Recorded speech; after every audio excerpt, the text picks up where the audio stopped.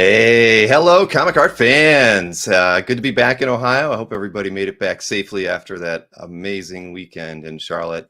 I'm still recovering, but it's nice to have met so many of you in person finally. And every one of you were memorable and exactly what I hoped you would be when I met you in person. So, you guys know who you are. There are many of you out there. Of course, Jay Giant, I see you in the chat. I thought maybe I wouldn't see you live. I'm glad that you're watching us tonight. I heard Jade's not feeling very well. Sean, Matt Moore, Matt, very nice meeting you. Doug, Tyler T, man, Eric, man, everybody. It was such a great weekend.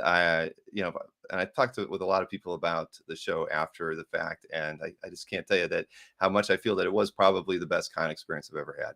And I'm sure, and for many of you, you probably feel the same way. It was a lot of fun. We had a great time. I'm going to show a video montage about the middle of the show tonight that I think encompasses the show for me. And all the fun things that I got to have. I borrowed a few photos from some other places as well that were taken during the kickoff party, as well as some other things I've seen online. But yeah, what a great weekend.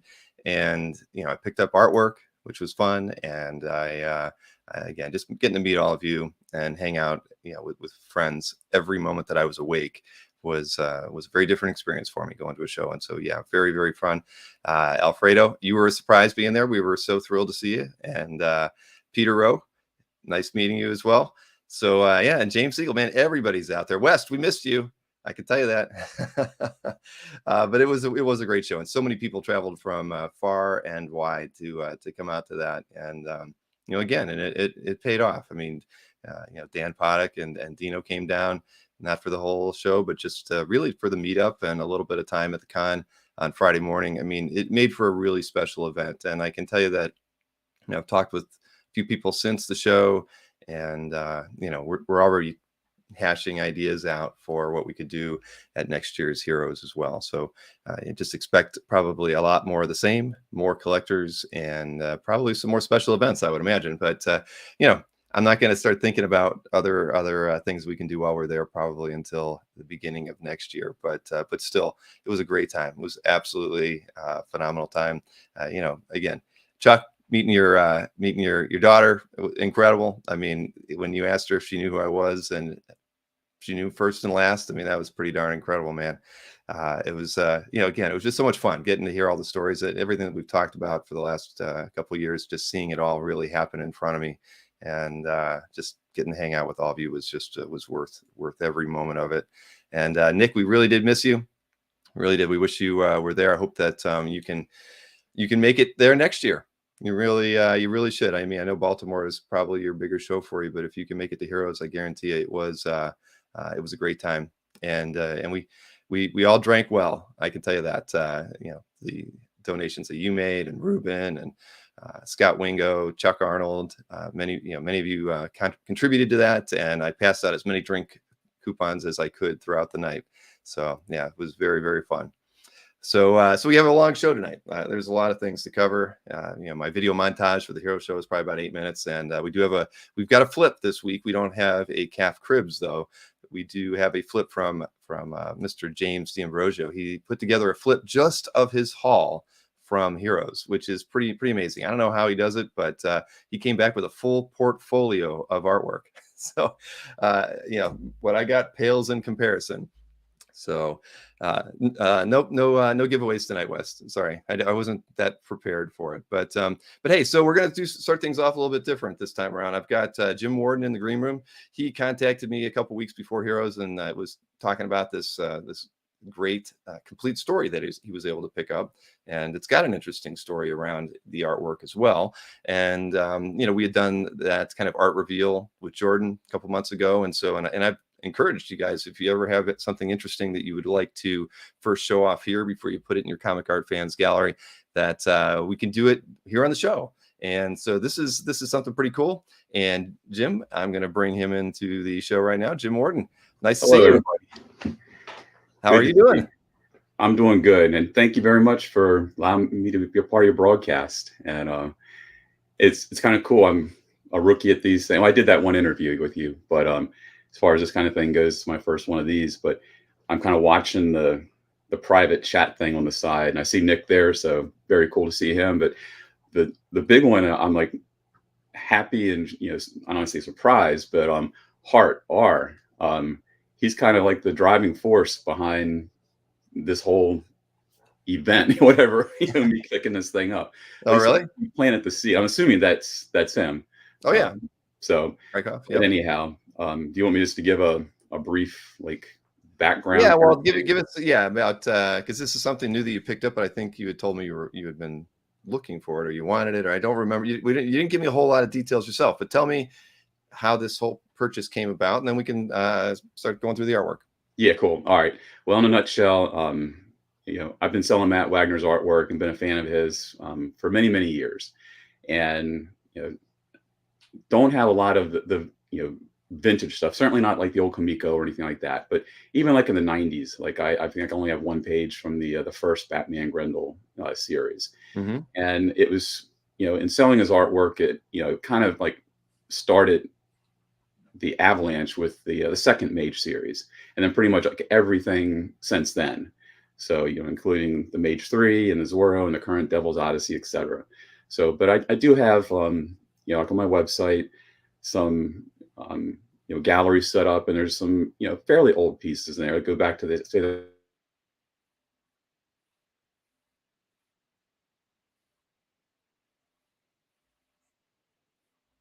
we had corresponded, and then some things happened at his end where we kind of fell out of touch. But prior to that, he sent me just out of the blue an email with a scan, and it was the splash page of a story called Witch War.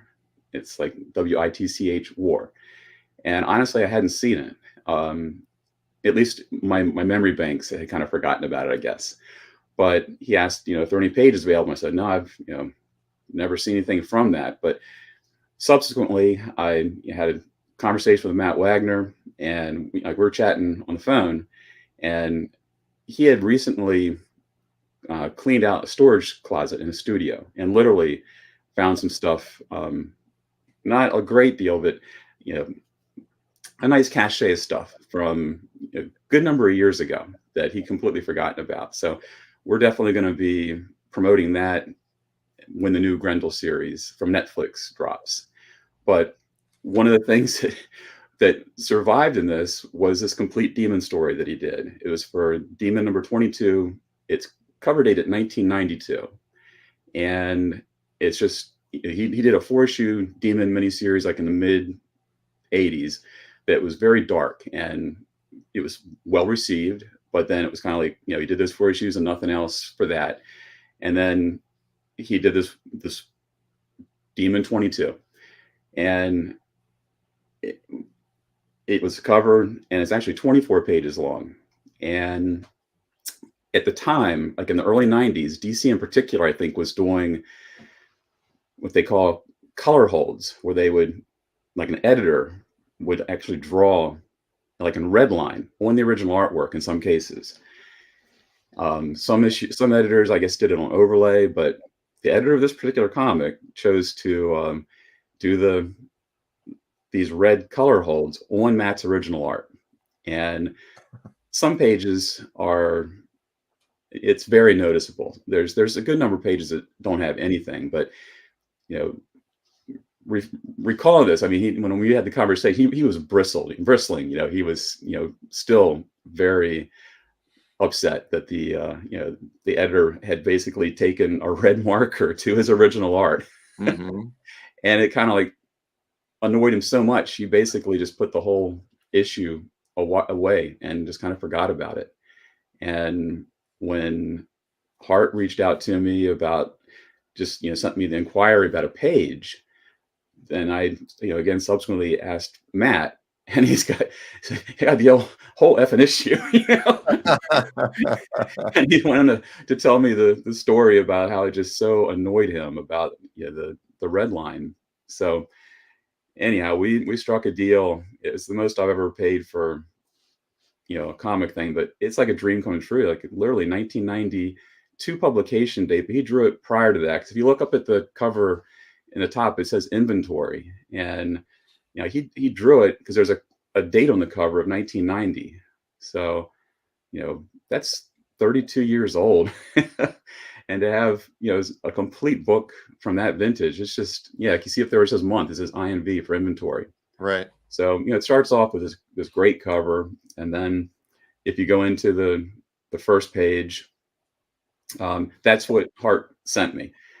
And it didn't register like when I saw that, but that's, I inquired about it. If you look closely on the character's robe in the center, it's a witch named Sybil, and it's got some red line, yeah, and there on the smoke effects and stuff too. So that was not put there by Matt. Yeah. And then if you look at the published comic, it's just a different hue of color, that where those lines are at. And then if I believe it's on the scan. If you look at the top, it'll say printer remove red line. Maybe it's not on that one, but on most of the pages, it's written up there in the top of the art. It's almost like an insult to tell them to remove it. The editor had the audacity to literally hand draw that on the artwork. So I'm not familiar with the name, but were they new? I mean, is this, or maybe this was common for that editor? I truly don't know. And again, I believe it's primarily with the DC stuff, because I had a few pages from a book called Team Titans by Kevin Maguire that was very similar in treatment, but much, much worse as far as the editorial liberties, where it just, wow, I could not believe how much like red lines and effects. But I've seen other pages that will have this color hold notations done like on like an acetate overlay. So it seemed like the editors had the option of how they chose to indicate these color holds, but this particular one did it right on the artwork. And the story is written by Matt, it's penciled and inked by him, and then if anybody has the comic or the reprint, it's colored by Bernie Moreau, and it's phenomenal. I mean, the color schemes he chose are just amazing. So it starts out. Oh, one thing I love about the story is it's all told in rhyme. So when you read it, it took me a few times getting through it. I mean, obviously the rhymes, some of them come out immediately, like as you're reading it. But upon further review and readings, there's so much like interlaid rhymes in there, and some of them I missed the first time around even, but just amazing. So you can see on that page there, the character in the lower left is got a couple of the red line marks on it. Mm-hmm. So it's this is given the background with her, and that chicken she's a young witch wannabe, and she sneakily disposes of an established witch, and then she becomes part of the coven. That was like her goal, was to become a witch herself. So this is like the background information on her, and then that chicken is like her totem, that like a witch's, or whatever the familiar term, but basically the totem, that's like the thing that she like draws mystical power from. So I guess different witches have different animal totems, say. So her totem gets dismembered. You can see it's disemboweled there in the third panel. So she's none too happy, and she vows revenge, and she first tries to call up like a fiery demon, or one of the lords of hell, and basically he refuses. But he gives her a hint on like an earthbound soul or creature that she probably could enlist the aid of. So if you go like to the next page, there's Jason Blood in his sanctum, and he knows something's up, and the witch is using her powers to summon Etrigan. So that's what's happening there. And you can see again just sporadic color lines, but there's a good example there. If you look at the top of that page, you can see it says remove red line. Yeah. It just cracks me up. It's like they're saying get rid of it, but you threw it in anyway. That's original art.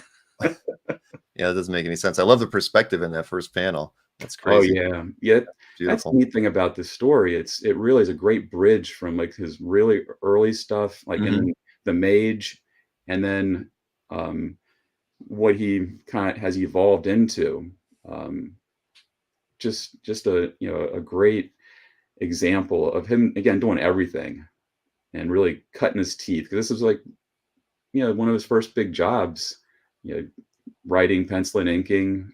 Total control over the book. Hmm. So there you go. And there's the first appearance, like a major shot of Etrigan, and there you can see a fair amount of the red line. So naturally, you know, Matt wouldn't be happy about that.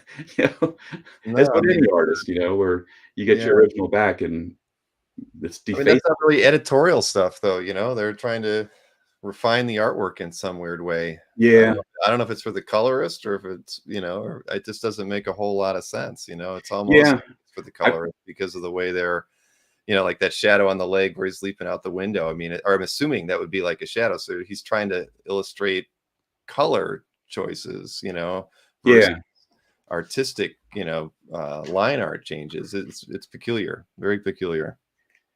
yeah. I've got the well, it's a reprint, but I don't know. You probably can't see it too well here, but on the comic, you can kind of see in the splashier image of Etrigan, there's Yeah, like red highlights, and then right. zoom back to the original art, you can see where those were indicated.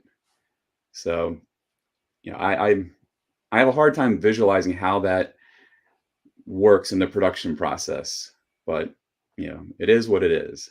Yeah, Marcus mentions says the same thing. The red lines are there for colorist notes, but I don't know why. It still seems, kind of peculiar to do it that way anyway. But Yeah, to do it on the original art, that's the whole point. Why they would deface the original art like that, and it's in this case in particular, Bernie Moreau is kind of like a prodigy, colorist, and very, very, highly, many accolades and stuff. And I don't think the editor should be telling him what to do. But, they hired him for, right? pardon me. That's what they hired him for. Yeah, I guess Everybody's, one of those things where you're getting paid to do something, so you might as well do something. It's not necessary. yeah, but this artwork is amazing. I mean that Yeah, lower left panel with the just the depth of field in there. I mean it's gorgeous. it really is. It's amazing. Then there's some pretty darn cool perspective there with the demon bouncing through the city, and you got all the kind of inner city, like New York kind of backgrounds. You got the water tower on top of the rooftop and stuff. So pretty cool. Yeah, So demons on that center sequence is great. And if folks are interested, I'm going to post the whole issue up. I probably might even hopefully get to it tonight, but certainly by the weekend. And when you read the thing, again, the rhyming and all, but that center panel sequence where he flips the bird at her, where she's trying to control him, and then she has to go through and tie off her ninth and final knot, and that finally does it, and then he's under her direction. So she sends him off to her rival who stole her totem, hmm. and that's what you see kind of in the bottom panel, where the shack that this other witch is living in, supposedly. But then when you go on like to the next page, well, he's got to fight through some zombies and stuff, so to get to it. There's actually a really cool sequence here with him just going to town against the zombies, and there's a great shot there where he's like ripping one of their arms off, and the eyeballs were popping off in the second panel there of one of them at the top. That's kind of cool, but kind of just gratuitous violence, but in a humorous manner. That's the great thing about the story, is it's dark, but it's funny, and it's just so many different levels. I think it's really cool. So he defeats those guys and then enters what he perceives as a shack, and then it turns out it's much more than that. When he enters inside, then it's um, you know opens up like another dimension almost, where you got all the artifacts and stuff in there. So he's seeking out his witch, and he's following the trail down there. So then the next page actually has a really cool thing, where he's going through like the various traps and stuff. But if you go to the bottom right and then zoom in on that panel where it has a page number, he's written in the, thanks, Jack, obviously, Yeah. Jack Kirby. And, because it truly was a labor of love for Matt when he did this. So it was kind of cool that he put that in there, and it made it into the printed comic. So at least the editor didn't like scratch that out or something. Yeah, draw over it in red. Yeah, exactly.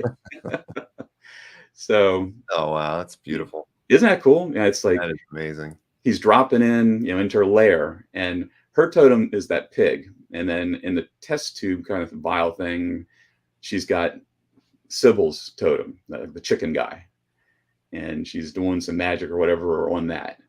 So, Etrigan comes in and attacks her. She throws up a spell, and then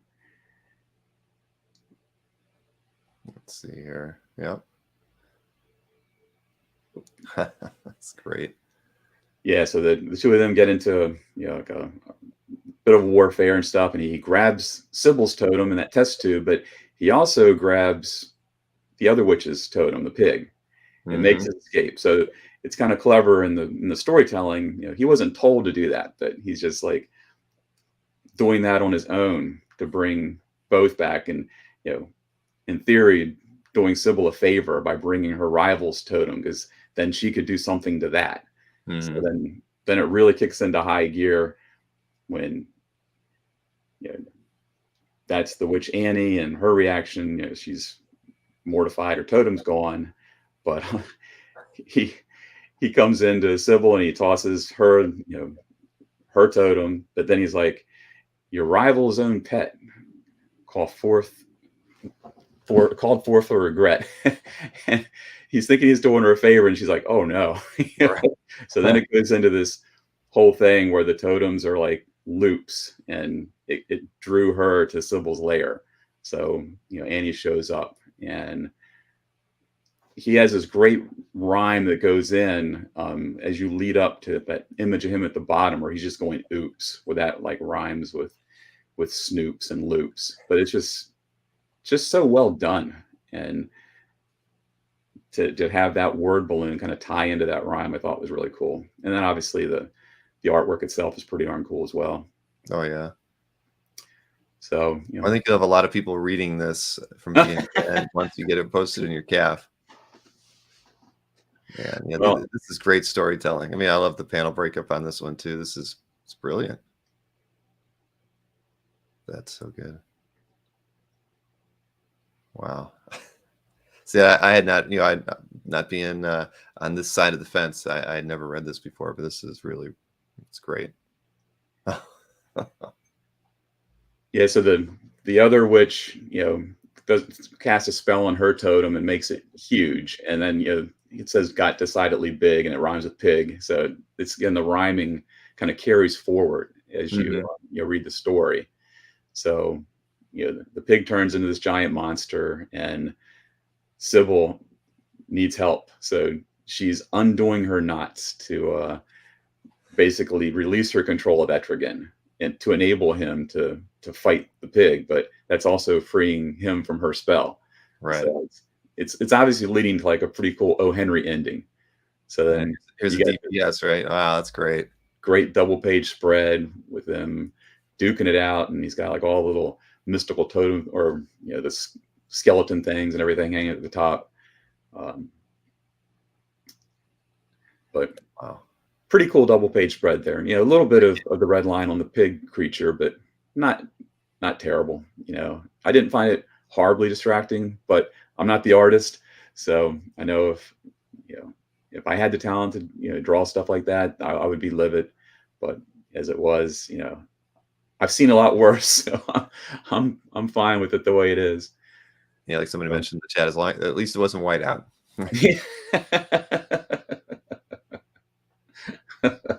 So this is a great rhyme here, where if you're following the fight, and if you look at the second panel in the middle tier there, where it's like he says like the fight was close, or it was so close, like the tines of a fork, and then it leads into the pig creature attacking Etrigan. And he said, when the air it was filled, and then you go to the next one, With the with sweet the smell of sweet roast smell of roast pork.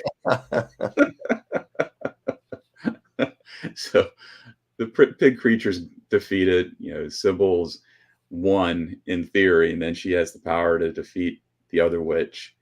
So, but she's released Etrigan. So then here comes the dark part where you see Mhm. him flipping in and chasing her totem, and then you just see that splorch where he crushes it. That's funny. That is great. And then she's basically going to lose all of her powers. And there's another great sequence of rhymes on the next page where he's basically just telling her, you got what you deserve, basically. So again, kind of like the O. Henry ending on the thing. Mhm. And then the last panel, the cover shot. You don't see that too often, where it really is like the cover shot. Right. So No, yeah, that really is, isn't it? Wow. Well, it's amazing that that this was just in a forgotten spot in his workspace, right? yeah, Even with other stuff. I mean, it just shows you that you just never know. I mean, you've how long have you repped, Matt? literally about 20 years. And he truly, I mean, he put it away all those years ago because he was so angry about what happened to the art. And I don't think he even wanted it out there at the time. So I guess time softened, that wound. But yeah, it was this. And then I'll give a little bit of a preview. There's, some mage blue lines. Unfortunately, not in the original first series Kamiko Mage artwork, original pen and ink stuff, but some cool blue lines that we'll be releasing later. And then some other cool Grendel related stuff. So that's about all I'm allowed to say now. But we're gonna be pretty savvy about that. But you and I had talked about Yeah, as the yeah, Netflix series drops, we'll definitely host one of those Saturday things when your schedule permits and get Matt on board so folks can interact with that'd him. be great. I love talking with Matt. Oh yeah, Yeah, I him got and to Howard do it. Chaykin, wouldn't that make quite the panel? Oh my gosh, yes, yes, it would. I wouldn't have to say a word. I, there'd be no moderation, that could contain either one of those guys. So, but that'd be a lot of fun. And yeah, I didn't know if we could say that, but yeah, Jim and I had talked about doing something in the fall. After the Netflix series starts, and we were going to do some kind of an art sale on a Saturday afternoon. And if Matt can tune in and be a part of that with us, that would be all the more fun. So Yeah, look forward to that. I've got a lot of updates coming up on things that we're doing as far as art sales go. But that was kind of the one that I was quietly kind of thinking about because again, I love Matt's work. To me, he's just a genius. He came around at a time when I was almost kind of like disenchanted with comics. Then right. Elementary came out, and Mage, and Grendel, and they just kind of turned it around for me. Same thing with Miller Dark Knight. It was all in that period where Right. I was maybe getting too old for comics, and then I realized comics were kind of catching up, with what I wanted to read. So yeah, I love any of the artwork from that period, and especially from those guys. Yeah, So, we're from the same vintage there, I think. yeah, Some of our nostalgic memories of the magic time in our lives buying the books and stuff, because that was definitely it for me. And the Mage stuff in particular, buying that at the comic book stores and just being just mesmerized. It's still such a special place in my heart. Remember reading that stuff and looking so forward to every issue. True. I was following stuff in the chat. Some people mentioning, that he could have been an influence on Mignola, and you look at some of what's in there, and yeah, I mean, it's kind of it's definitely possible. On the Hellboy side of things. I mean, Matt had a very distinct style, Yeah, and quality of line work, which was just unique. It had that kind of uh, I don't even know how to best to describe it, but yes, but several people are saying they need a Wagner in their collection. So yeah, I think we'll have a good audience when we decide to do something in the fall, Jim. So okay. so yeah, just keep me updated. I Whenever certainly will. Yeah, that's going to be fun. But thank you for sharing this. And like I mentioned, I hope other people, see this and realize that, it's fun. You can do your art reveal here on the show rather than doing it on CAF. And then you do it on CAF and you get love here and you get love there. And it's all good for everybody. So Jim, I appreciate you. And that is a pogo on the floor back behind you. I saw Rich Cirillo asked earlier, right? Is that what it is? Yeah, we recently had our family room repainted, and my wife decided that one was not going back up. We're gonna actually put like some family photos and things up there. She's really tolerant about you know the art we have in the house because we do have like almost a stupid amount. It's like 200 plus things framed up everywhere. Primarily like my downstairs basement, which has a ridiculous amount, but it kind of looks like the wall behind you, where literally my entire basement, multiple rooms is like that. Um, and Nothing then wrong with that. I'm sitting, you can't see here. You can see the bookcase behind me, but yeah, that's a pogo. It's going to go somewhere. I just haven't figured out where to move stuff around to get it back up on the wall, but it's not going back in the family room. My wife kind of put her foot down as far as that goes. So. You got to keep everybody happy. That's Yeah, exactly. Happy wife, happy life. Mm-hmm. Nope, I've learned that myself. All right, Jim. Well, listen, stay in touch. I And will. and I know somebody asked if you had a website. I know it's DOA sales. I think if people do a search on that, they can find your dealer site that way. But I know it's not underneath a common domain name, right? What is No, the it's a website? long story. It's a long story. It did used to have, the DOA sales, and then man, it goes all the way back. Andy Robbins back in the day in the 90s set Yeah. it all up for me. And when he had to step aside and give up the maintenance of the site, it was just more than my lack of technology could handle. So someone else kindly stepped in and offered to host it, and that's where the What a Shock came from. Mm-hmm. And That's right. that guy actually stepped out aside too, but he made the code simple that I could do it. But we're still using like 20-year code on it. But people can just go to the Comic Art Fans, my gallery there, and there's a link to Mhm. the website. And I There also you have galleries, a few pieces by Matt Wagner as well as Byrne and some other folks for sale on CAF, like exclusively. I don't like put them in like my site and CAF the same piece. So go. there's Right. unique. I'd like to hear that. And you Yeah. set up at Comic Art Con as well, right? Oh yeah, that's the one show. As long as I'm breathing and able to travel, that's the show I'm going to be. I mean, you can always count on me being there. I absolutely love that show. And then my buddies, Bill and Gary, it's turned into a great just kind of hangout, bonding experience and stuff. And then just, I'm pretty friendly with a lot of the art dealers and stuff too. And it's always good to see, Anthony and Albert and Will Gabrielle, guys I've known for many, many, many years. Mm-hmm. I keep a lower profile because, the government job takes my time full time, but I'm hoping I should be retired from that this year. And then you'll be seeing a lot more of me. We're going to talk a lot more about getting my site updated through you. Oh, that'll be great. No, Honestly, that would be, definitely I'd love planning to on do it. it. It's just, I truly I can't handle more business than I've got right now. It's just like, it sounds crazy, but just selling John stuff and Matt stuff, it's almost a full-time job there, just doing what I'm doing now. Mm-hmm. When I retire from the government, all bets are off. Good. Well, I look forward to doing something with you in the fall, and Yeah, then maybe by winter or early 2023, we can be talking about doing a new website for you. definitely. Awesome. Definitely. All right. Well, thank you, everybody. I really appreciate, let me hang with you and sharing this. So thank you. All right. Have a good evening, Jim. All right. I'll keep you in the background, but I'm actually going to probably start posting some of the stuff up. So All right. you can go in the gallery and see it. All right. Well, I'll be looking forward to seeing it, and everybody should read it in its entirety once it's all. Yeah, it is worth it. All right. See you, Jim. All right. Take care. Thanks again. All right. See, wasn't that fun? Which one of you want to step up and do that with me sometime in the future? Yes, 2 thumbs up from Bill Roberge. You guys are good friends. I know that. But Bill, remember, you want to do a calf crib sometime too.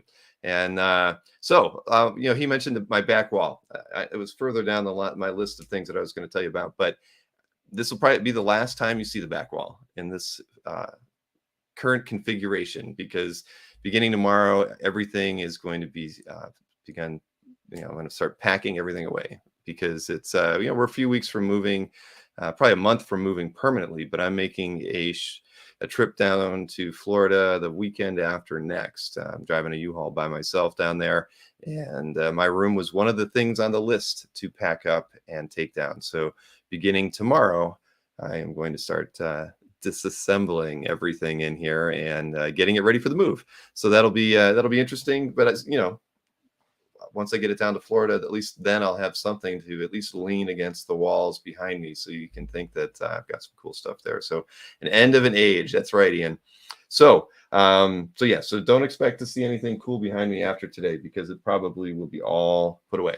So before we move on to all the other things that I've got to talk about, I'm going to go ahead and do my art day for you. And it's actually encompasses a couple art days, because since we weren't on the show last week because of the great event that we had down in Charlotte, I wasn't able to show off some of the work that I picked up before Charlotte.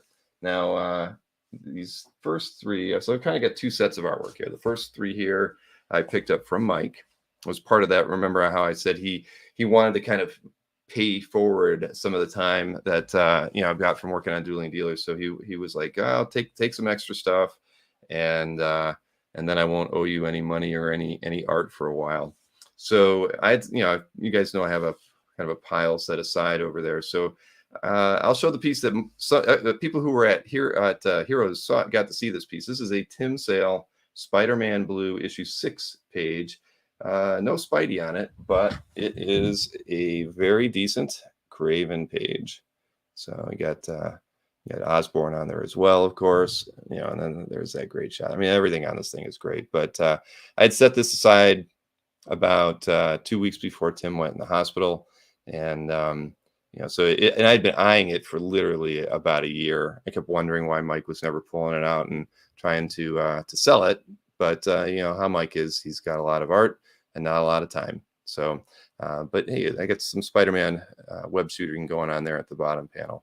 So just a really great page. Craven's probably my favorite Spidey villain. Spider-Man isn't like my favorite. It's on my top 10 hero list, but Craven as a villain is definitely in the top 10. And was thrilled just to be able to pick up this piece. Adding it to my collection, my first Tim Sale artwork. And another first here. This one, and I should have taken this to Heroes with me, but I didn't want to show it off to anybody. This was this is the Leonardi piece that I was getting yelled at about, why didn't I want to take it? This is from Uncanny X-Men 237, page 14, inks by Terry Austin. So it's got Wolverine and Rogue in a bar fight.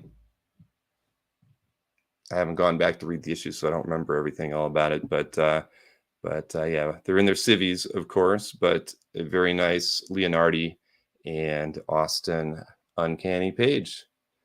So now I can check Leonardi off my list, unless I find something better someday.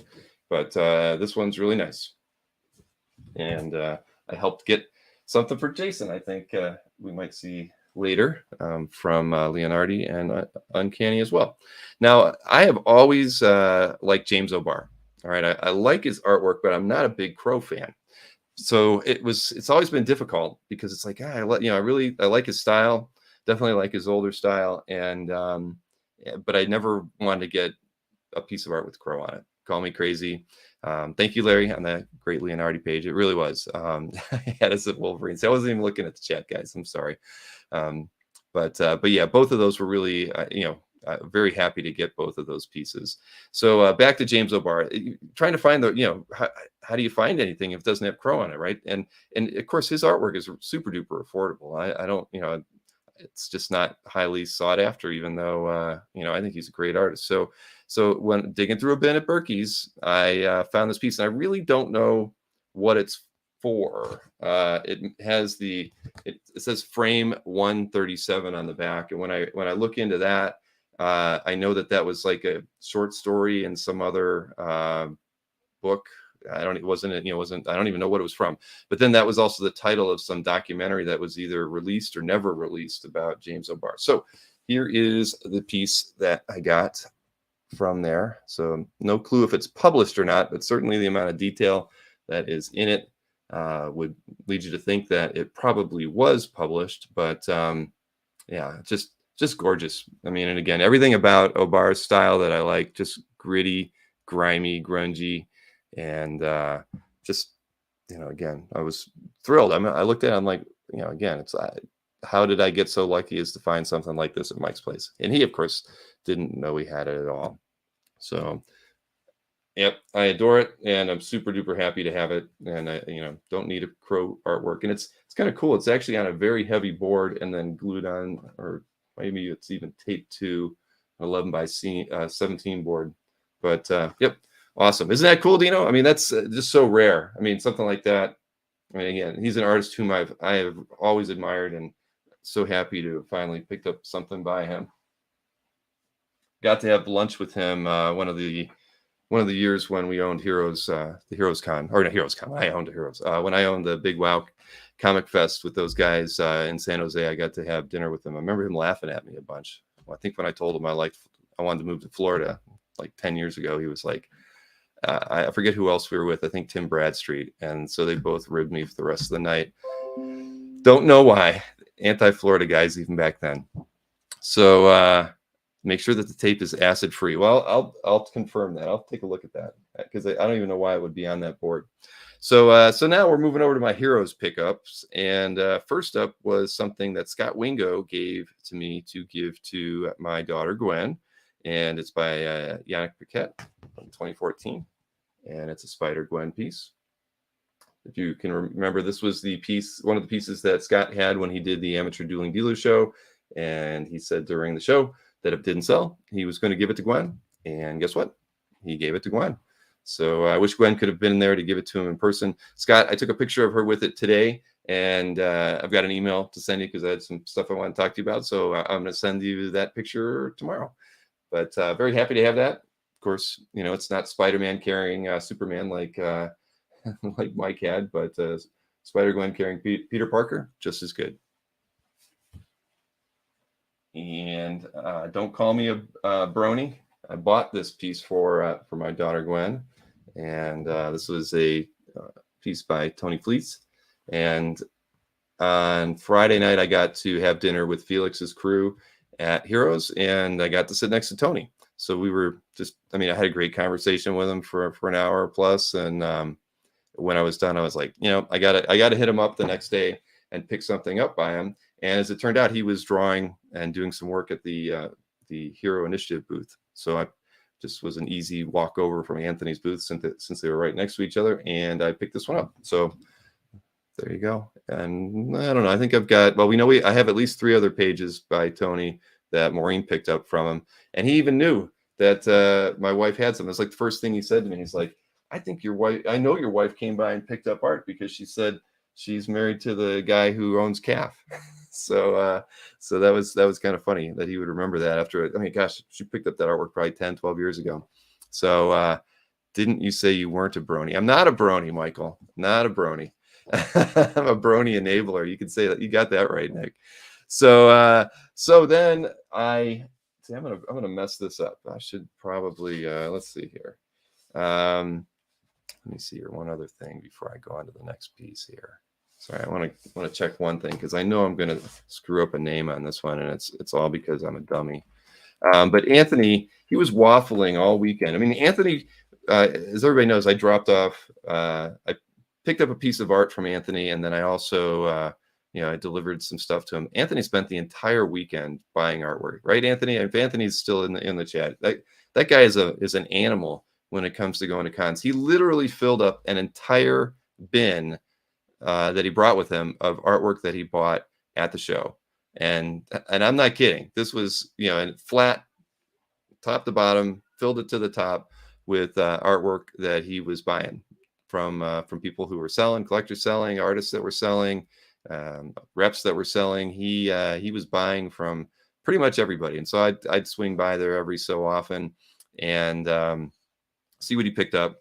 And so I ended up there was this one portfolio full of artwork by Isaac and Esau Escorza, and thought it was awesome. There's some really great pieces in there. A lot of it wasn't signed, but ended up picking up some pieces, a couple, one for me, 2 for Gwen, 1 for my daughter, Emma, Emma loves cats. So I picked up this piece for her.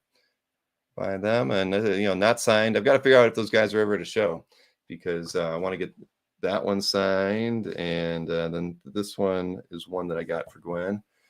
She's into drawings like that, so I picked that up for her. And then the big one. This was the big one. This is crazy good.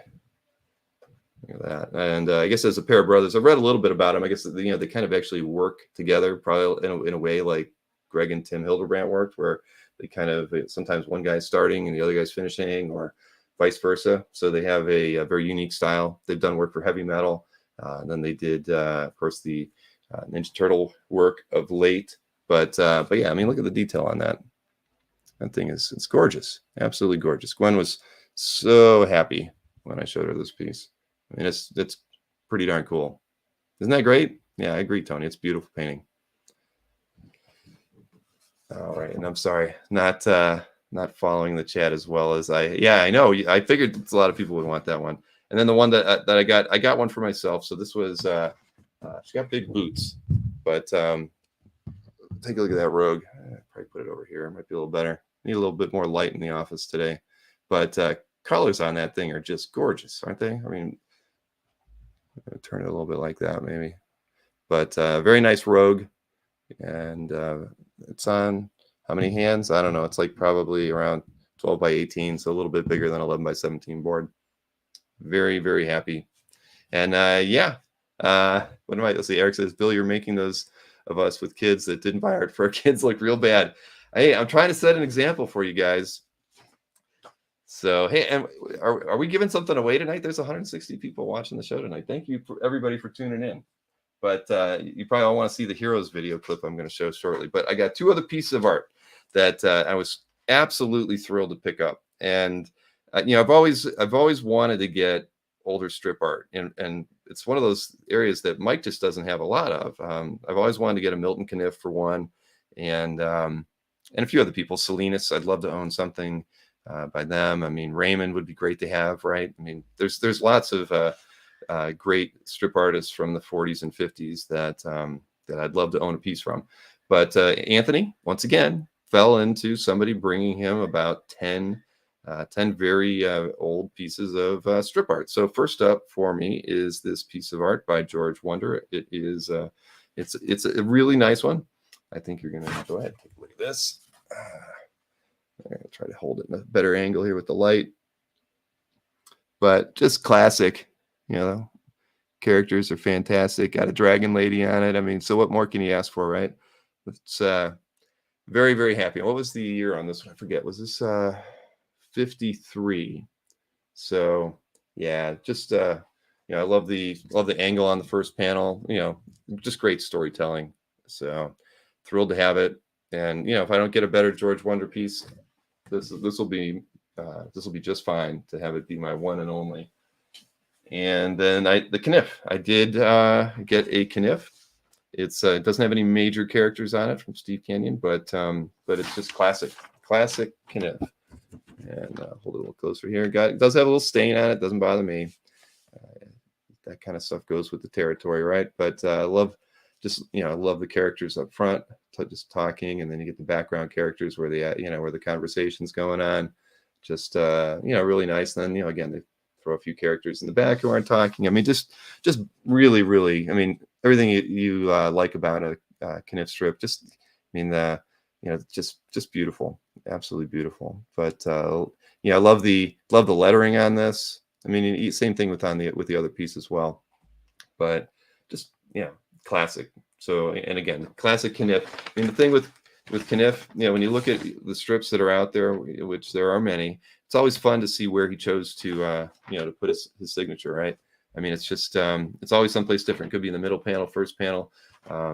It's just wherever it felt right to put it, right? So, but yeah, classic light and dark. I mean, great. Yeah, thank you so much, Virginia. This is very happy to have these. And again, this is a $700 strip. The other one was $300. So, I'm not getting the $16,000 Milton Caniff that stuff that we're seeing on Heritage of late.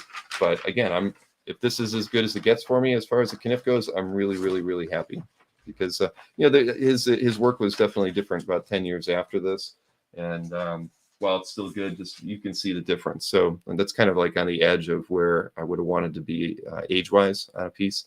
So, so yeah, thank you, Eric. Yeah, very well spent.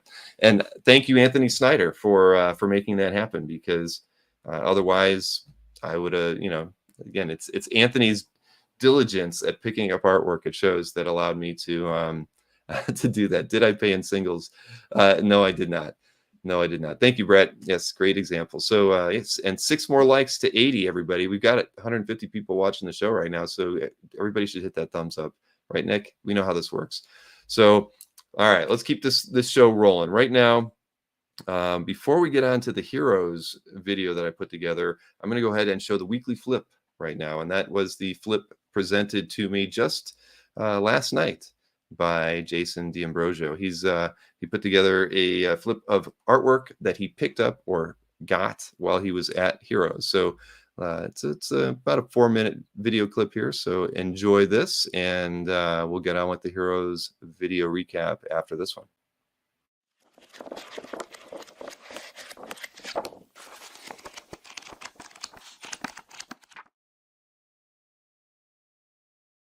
Hello, Capsters. I just got back from my first Heroes Con ever. Had a blast, saw a lot of you there, and might have went overboard a little bit. I wound up acquiring art in every possible fashion. I had bought some stuff before from friends that were dropped off there. Bought from auction. I bought from dealers. I bought from artists. I commissioned artists. I even made a trade. So we got a special Heroes Con flip for you guys today. First piece you're looking at is a commission from Rick Leonardi I had done in Phoenix. Next up is a Phoenix commission from our very own Derek Crabb. Then we have a X-Men Metals card art prelim from D. Michael Watkins of Juggernaut. Here is a Greg Capullo, Danny Miki Spawn page. And a Uncanny X-Men page by Lee Weeks with Bill Sienkiewicz inks.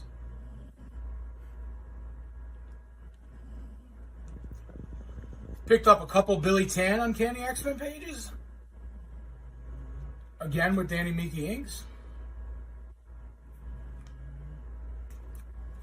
Here we have our first DPS. Actually found this hiding with a comic dealer.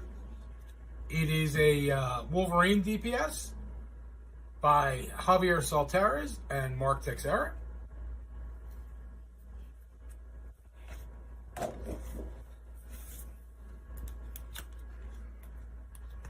This one I have Larry Tunn to thank. It is a splash page from X-Men Forever by Kevin McGuire. And my third Billy Tan Uncanny X-Men page.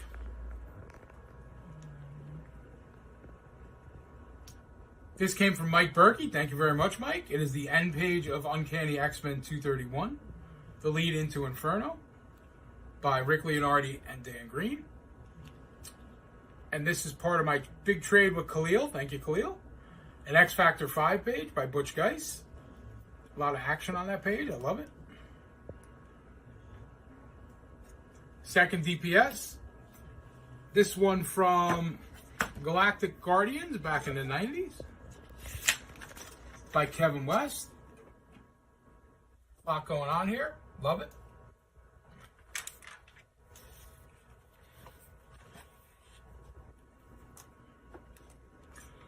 Couple early Guardians of the Galaxy pages by Jim Valentino and Steve Montano, both from issue 12.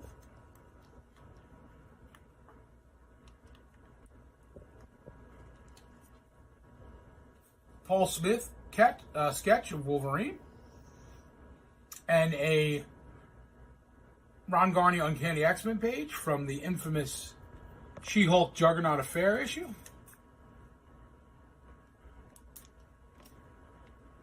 Another one from Berkey, my first Uncanny X-Men color guide cover from issue 204 by Glynis Wein. And the other half of my trade with Khalil, my first Frank Quietly X-Men page from New X-Men, inked by Mark Morales. The last DPS from that infamous She-Hulk Juggernaut Affair issue by Ron Garney. Thanks, James Siegel.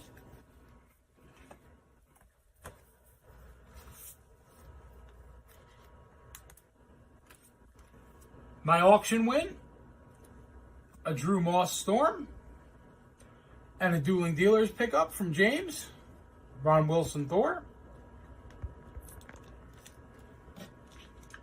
And lastly, the lovely Elizabeth's auction win, Chomp from James Lyle, and a couple coasters from the Drink a Draw, Wolverine by our very own Ankur Jetley, Beat Up Bulldog by our own very own Derek Crab, and not our very own yet anyway, but a nice Walt Simonson Thor.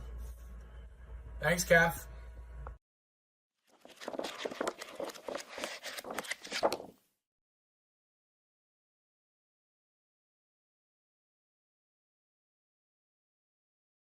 Quite the flip, Jason. Man, I mean, that's one show. That guy is an animal, isn't he? I mean, how is that even possible? Jason, you know, you need to take it easy next time. There's help for you. I think there is out there. We can all support you and getting you the assistance you need to stop buying so much X-Men art when you go out to a show. But man, every one of those phenomenal. You know, you did great. I thought about commissioning Leonardi myself. So I'm glad that you did, because one of us needed to get something from him at the show, and you got a perfect Phoenix. So congratulations on all those pickups at Quietly. You know, I'm jealous about that one. So all the pickups were great. Yeah, you need help. But and the you know, remember there was, everybody was giving Jason, well, everybody meaning I don't know whom. I'm assuming it probably wasn't CAF art collectors more or less, but I think at the Drink and Draw, they were giving Jason a little bit of a hard time because it felt like he overpaid for that coaster, but he did not overpay, not at all. And it was definitely a good buy there, and a great show.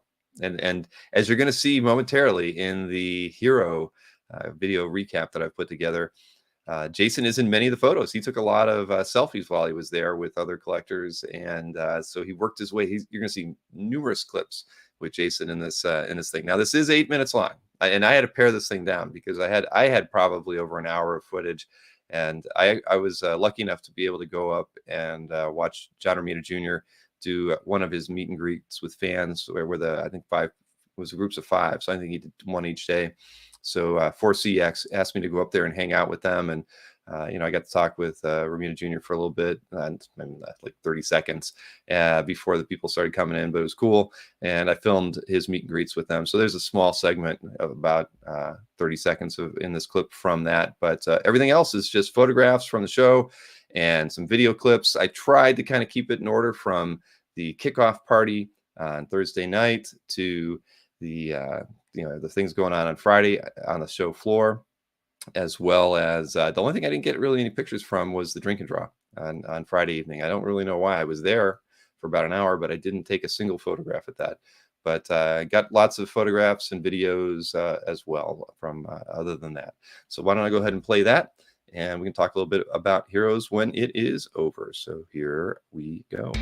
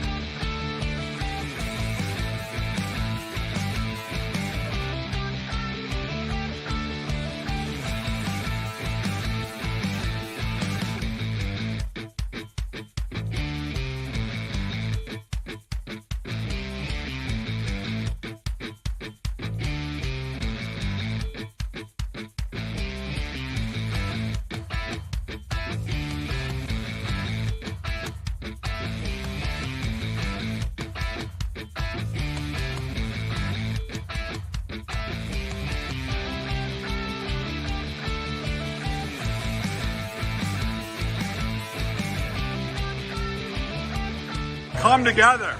You're ready. Go. Oh my God! No reason for this thing. Oh!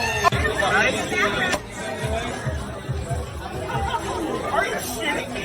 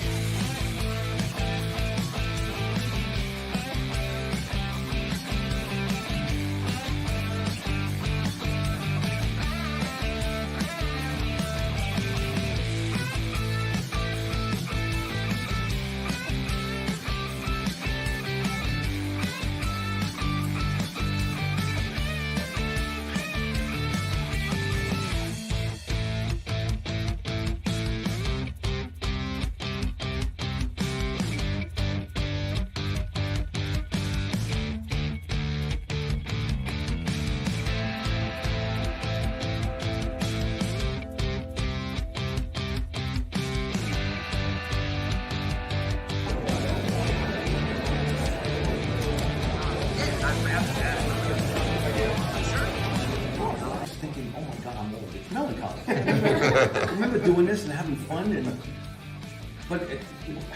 you look at something you did in 1979, you go, oh God, I was only 2 years old. And that joke's getting old, it's all mine. All right, this is a watershed moment for comic system. Come on now. Twin, small people, mad scientists. Come on, a watershed moment. They gave it to me just as like a rite of passage. Oh, really? Yeah, give it, let that little punk do it. See what happens to him. Oh my God.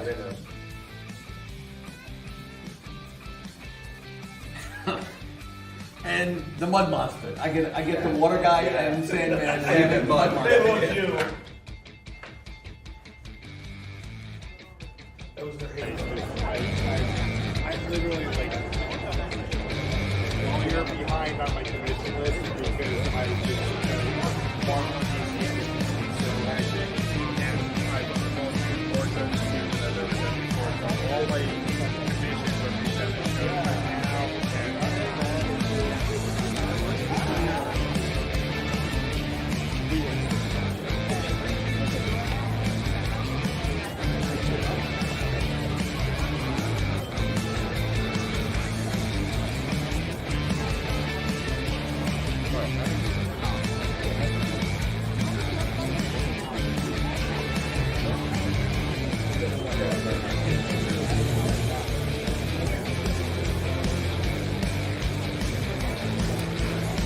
I try to impress people, but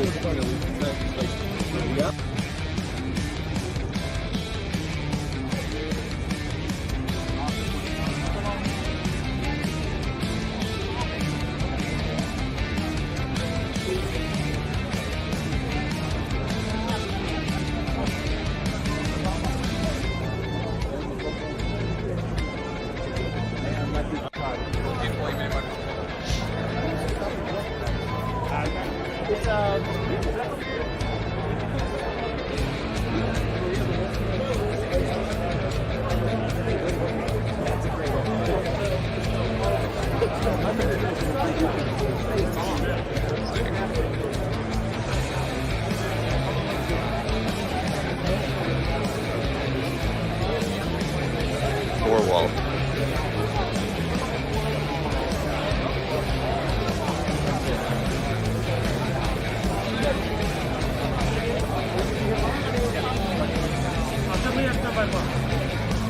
I know you.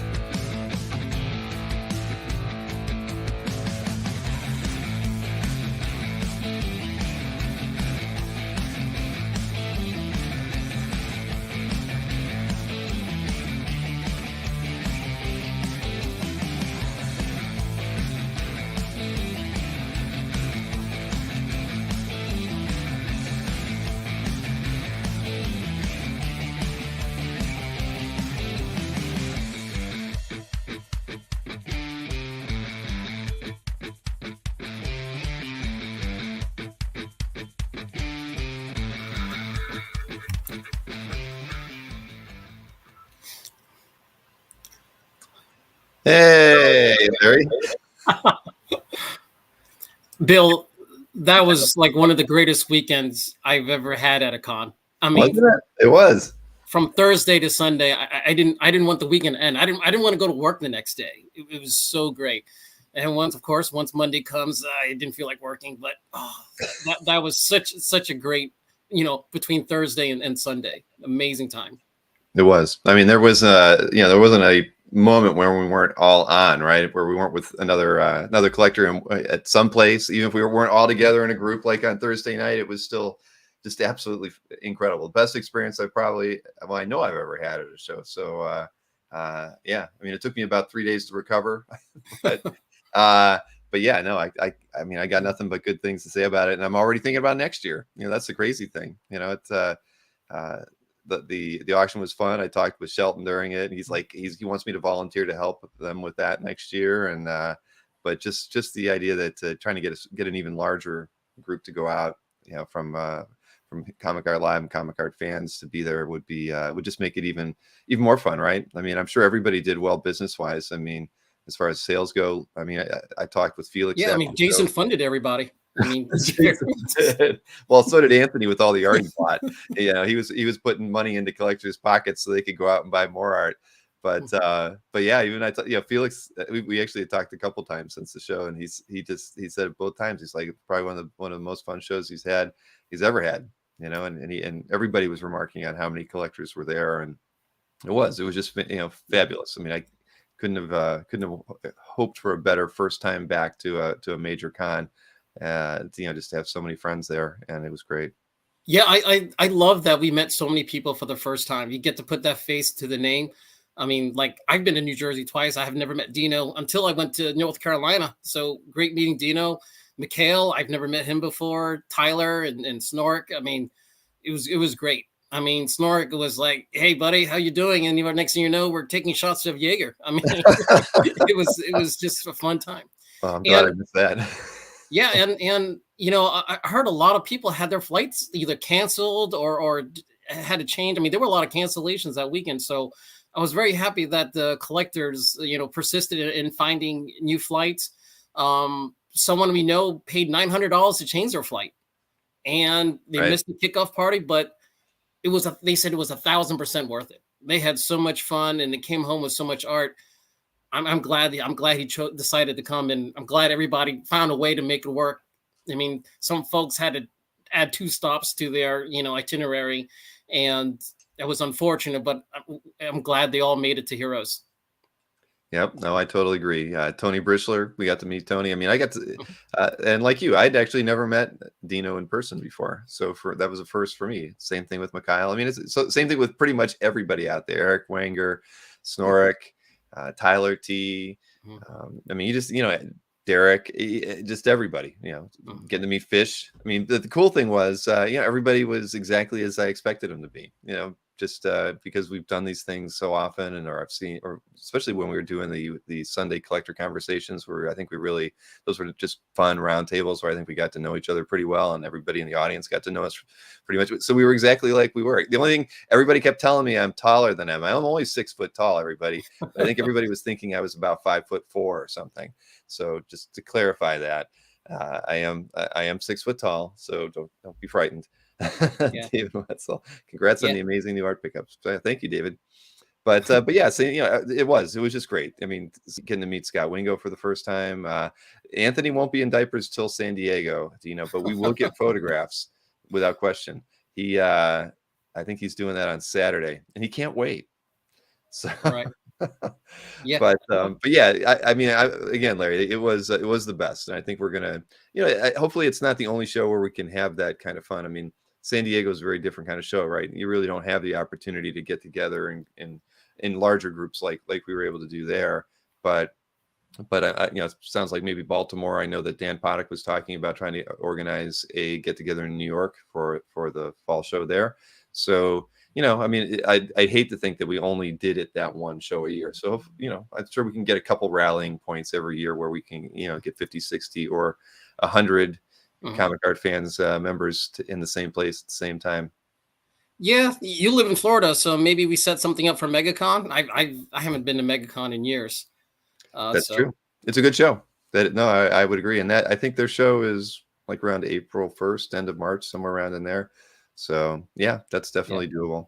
Yeah, and as you saw in the video, I mean, one thing I loved about the Heroes was that it wasn't overly crowded. I mean, they had the lanes were big, and people were easily walking through, and you run into your friends pretty often while walking the floor. I was at Fan Expo the week before in Dallas, and that was extremely crowded. So and that's a whole different experience when you're in a crowded con. And when you're at Heroes, where you actually have lanes, and there are numerous artists all over the place. I think I only saw maybe 2/3 of the floor. Yeah, when I filmed most of that, the aisleway walking, it was Friday. Friday was definitely. I mean, they had problems trying to get everybody in. I remember that, but it didn't feel crowded at all. And even when it got to Saturday, Sunday, it really wasn't that bad. So it's and I'm sure that the aisles were a little wider than normal. I felt, but still, that made it. That was good. It was it worked out. Yeah, James Siegel says no celebs. That is very true. There wasn't William Shatner wasn't anywhere to be seen while we were there. Yeah. Yeah, that auction. I mean, that was, of course, I mean, that's a big event for the Heroes. I've never seen it that large before. And Right. And for bringing more collectors, that's going to be, that's more auction. The auction hammer prices are probably going to be even higher. Because there were a couple auction items that went for over $5,000, and that was a exciting auction. It was long, but me, Mikhail, and Aranga, we each ended up with something. So we got a picture with us holding our trophies, and that was a little fun. So. Exactly. Yeah, I think Eric mentioned earlier that was the two things I talked to them about, or to Shelton about, was the need for an overhead projector and the need for speakers in the back of the room and a little bit better lighting for the art, because some of the artwork you just couldn't see really well in that, even in that format, the way they had everything laid out. It just wasn't. It was just kind of dark. So those were the things I talked to him about, and he said, "So you want to help Mark Walters run the auction next year, huh?" And I'm like, "So maybe I'll be able to get a room out of it next year if I volunteer to help with the AV and whatnot." So we'll see. I'll talk with him about it, but definitely going to go back even if I don't get a free room. But you're right. It was good. I mean, there was a lot of good art there. I did not check out the Sunday art auction, where things that they weren't able to get into the live auction on Saturday night goes to. I heard that a few people picked up some things on Sunday as well. So. Oh yeah, Daniel Warren Johnson had a nice Darth Vader that was in the Sunday auction. I guess he didn't hand it in time for the Saturday auction, but it was in a Sunday auction, and someone we know got it, and they were really excited for it. So Yep. But no, I didn't have a chance to see any of the other pieces that were up there, unfortunately. I was too Correct. Yeah. busy checking out of my hotel.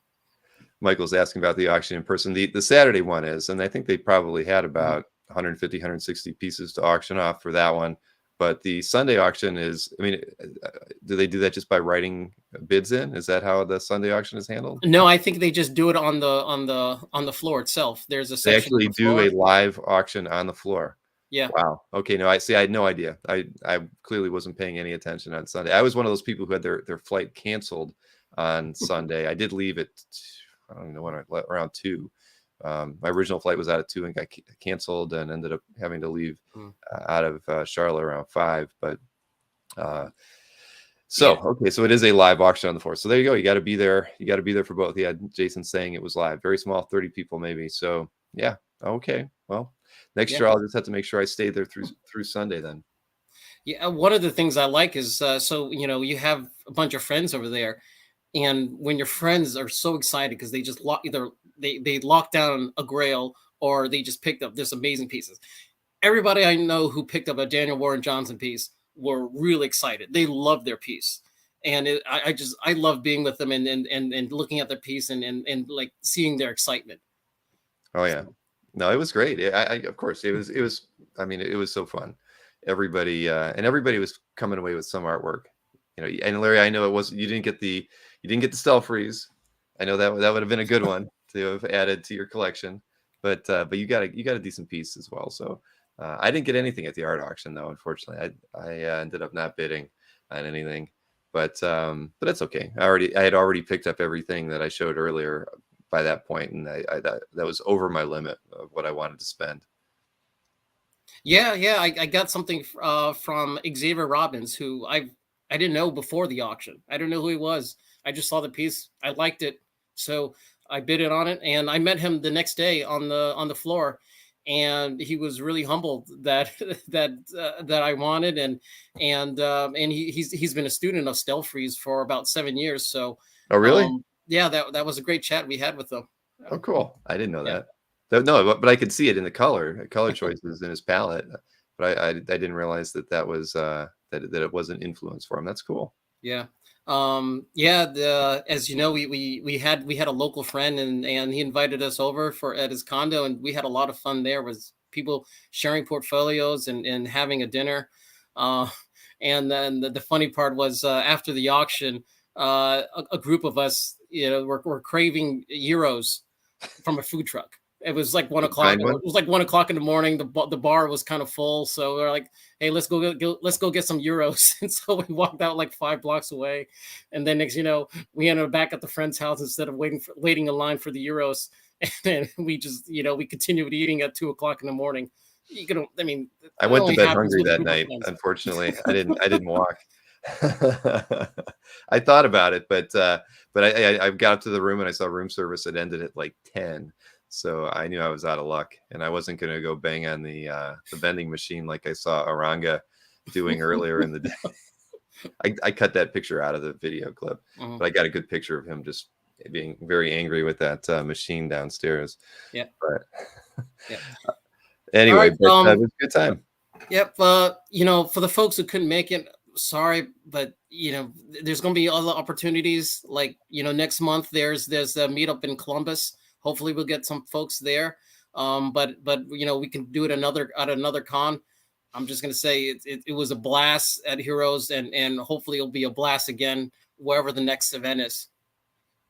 Yep, you're here. Like I say, San Diego's next for me, then the Columbus event, then when is Baltimore? Do you know what date that? It's October. I believe it's maybe like 2 weeks after New York Comic-Con. Okay. I knew it was close, but I didn't know if it was before or after. Okay. So plenty of shows to see before the snow falls. Yeah. Before we end our chat, I just want to shout out to the North Texas Art Club. Like I said, I was at Fan Expo the week before. I was probably maybe the only out of towner in their meetup, but that Friday we had a huge meetup between artists and collectors. Very impressive for just a regional meetup. So shout out to you guys. That's a great community you have there in the Dallas Fort Worth area. That's awesome. I've heard about them before, actually. So, all right, cool. Well, Larry, thank you so much for hopping in here and giving us some of your impressions of the show as well. I mean, it's definitely in line with my thinking, um, and I look forward to seeing it at a show. Well, in Columbus for sure next, I believe, and then whatever shows you can make in the fall over there on the East Coast. Yep, and I look forward to seeing a lot of these collectors again, especially those in the chat right now. All right, well, have a good one, and I'll see you again soon. Thanks, everybody. All right. Oh, thank you, Dark Phoenix. Here, I'll drink a little bit of Coke for you. All right. Thank you so much. So yes, I saw the date. Where was that? Where are we at there? Late in October for Baltimore. And yes, I will be at San Diego Thursday through Saturday. Taking a red eye out on Saturday, and I get there probably around 2:00 on Thursday. So I actually have no plans whatsoever as far as going out for dinner or doing any meetups. I figure I'm just gonna, this was kind of a surprise visit. I probably shouldn't be doing it because it's sandwiched right in between all the moving that I'm doing. But I feel like there were a lot of people that asked me if I was coming out. So I think it's worth going out there for 3 days. I'll be over with Anthony over on the artist side or the art side of the hall. And of course, I'll probably be hanging out with Mike. He's in the same aisle as Anthony, as is Mark Hay. So if you're going to San Diego, that's a little stretch of the show that you will find me in, probably most likely. I won't be going there to buy artwork this time around for sure.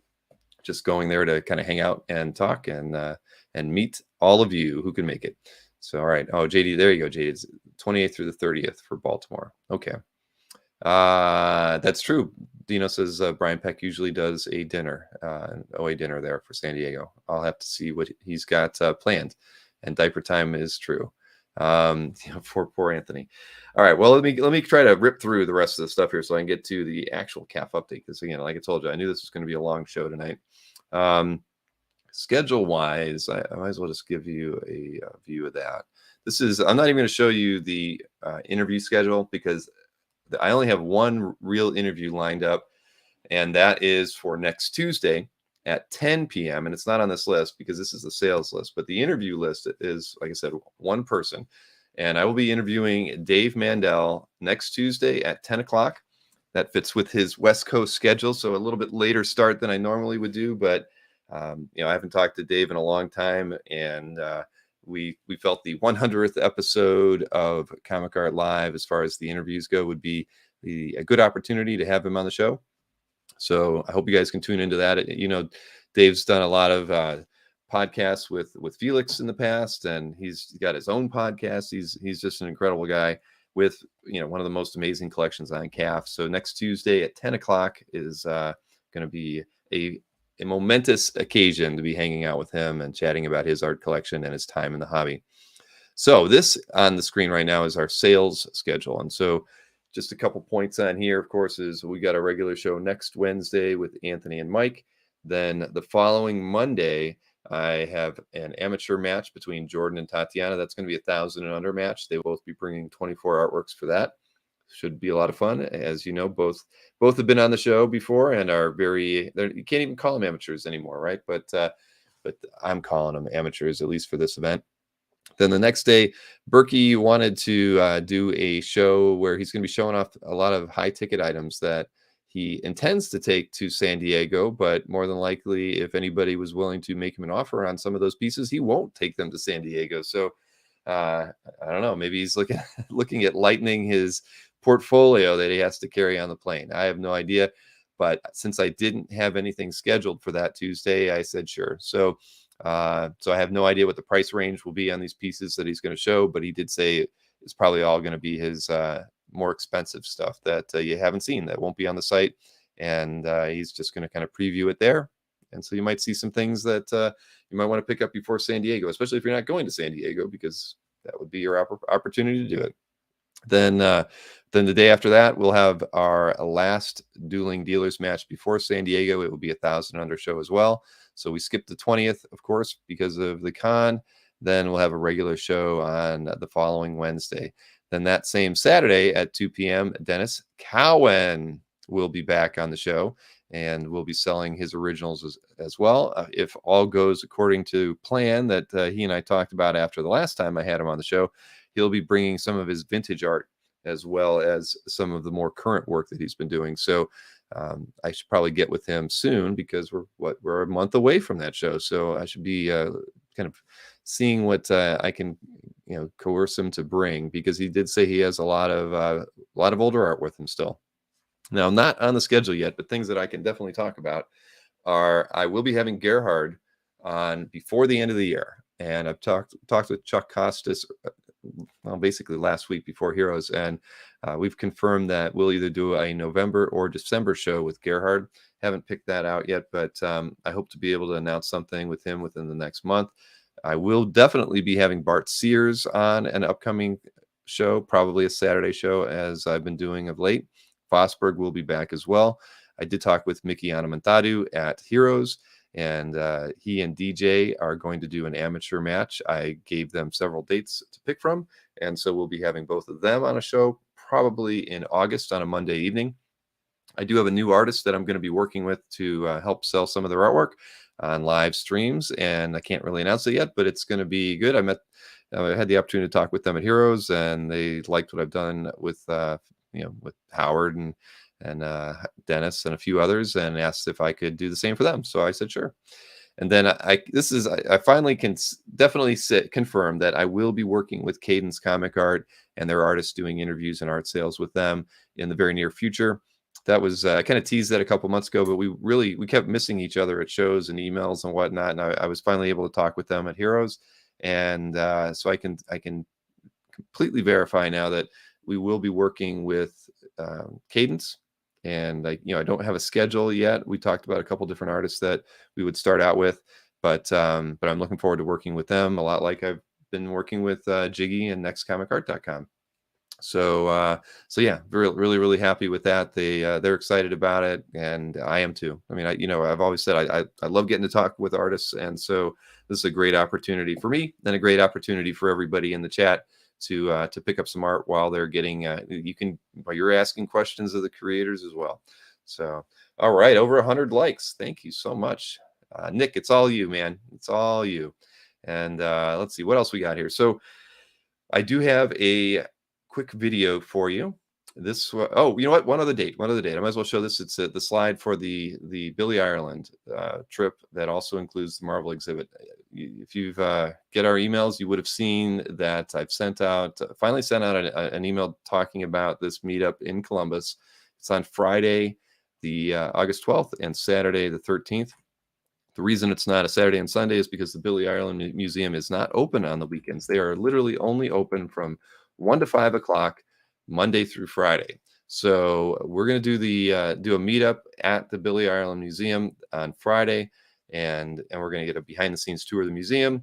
We're going to have access to the special reading room where they set out a lot of originals that we're able to request, and they'll be able to show us that. So we're going to have things like Bill Watterson artworks, Milton Caniff's, and then they do have a lot of comic art as well. I've given them a list of artists to choose from, and I did put a link in the mailing I sent out earlier, because if anybody's going to that show and you search through their archives and there's something that you would like to see, you can just get me the list of artwork that you'd like them to bring out and display while we're there, and I can give that to them as long as it's a week or two in advance of the trip, and they'll set it out for us. So it's a really unique opportunity. They're in Columbus, Ohio. I've never been there. I mean, it's silly as that sounds, but I'm really looking forward to that. We'll be having dinner in downtown Columbus on Friday. On Saturday morning, from beginning at 10 o'clock all the way through 2 p.m., I'm renting a meeting room at the base hotel there, and we are going to have essentially a mini Comic Art Live Con there, where Mike Berkey's going to be there, Jay Giant's going to be there, Simon from Got Superpowers is going to be there, and a few other collectors that I know are bringing art for sale. And of course, anybody that's going to this can, bring artwork that maybe you want to trade, or just show off. At the end of the day, I wanted to just kind of put together a space for everybody to hang out and have a good time. And if art changes hands, then it makes it even better. So we'll be doing that on Saturday morning, 10 to 2. Then probably around 3 to 4, we will. The hotel's really close to the COSI museum where the Marvel exhibit is. We'll walk to COSI and probably spend as much time as we can in there. I talked with Chuck Costas today. He said that he is going to try to come out to that show. Chuck was one of the people who helped put the show together, so he would be able to bring a really unique perspective. I was fortunate when I saw the exhibit 2 months ago to have Ben Saunders with me when we walked through the exhibit. He also was one of the people responsible for curating the artwork that was in that show along with Chuck. So it was, you know, it's cool to have you know, that kind of perspective being a part, you know, leading me through the entire experience. So having Chuck with us would be good too. Hopefully he can make it. And then we'll have another dinner on Saturday evening, and then you know, anybody that wants to stay in town Saturday night, I'm staying there through Sunday. So you know, we can always do something on Sunday night as well. But definitely a fun weekend, and anybody that can make it out to Columbus is certainly welcome.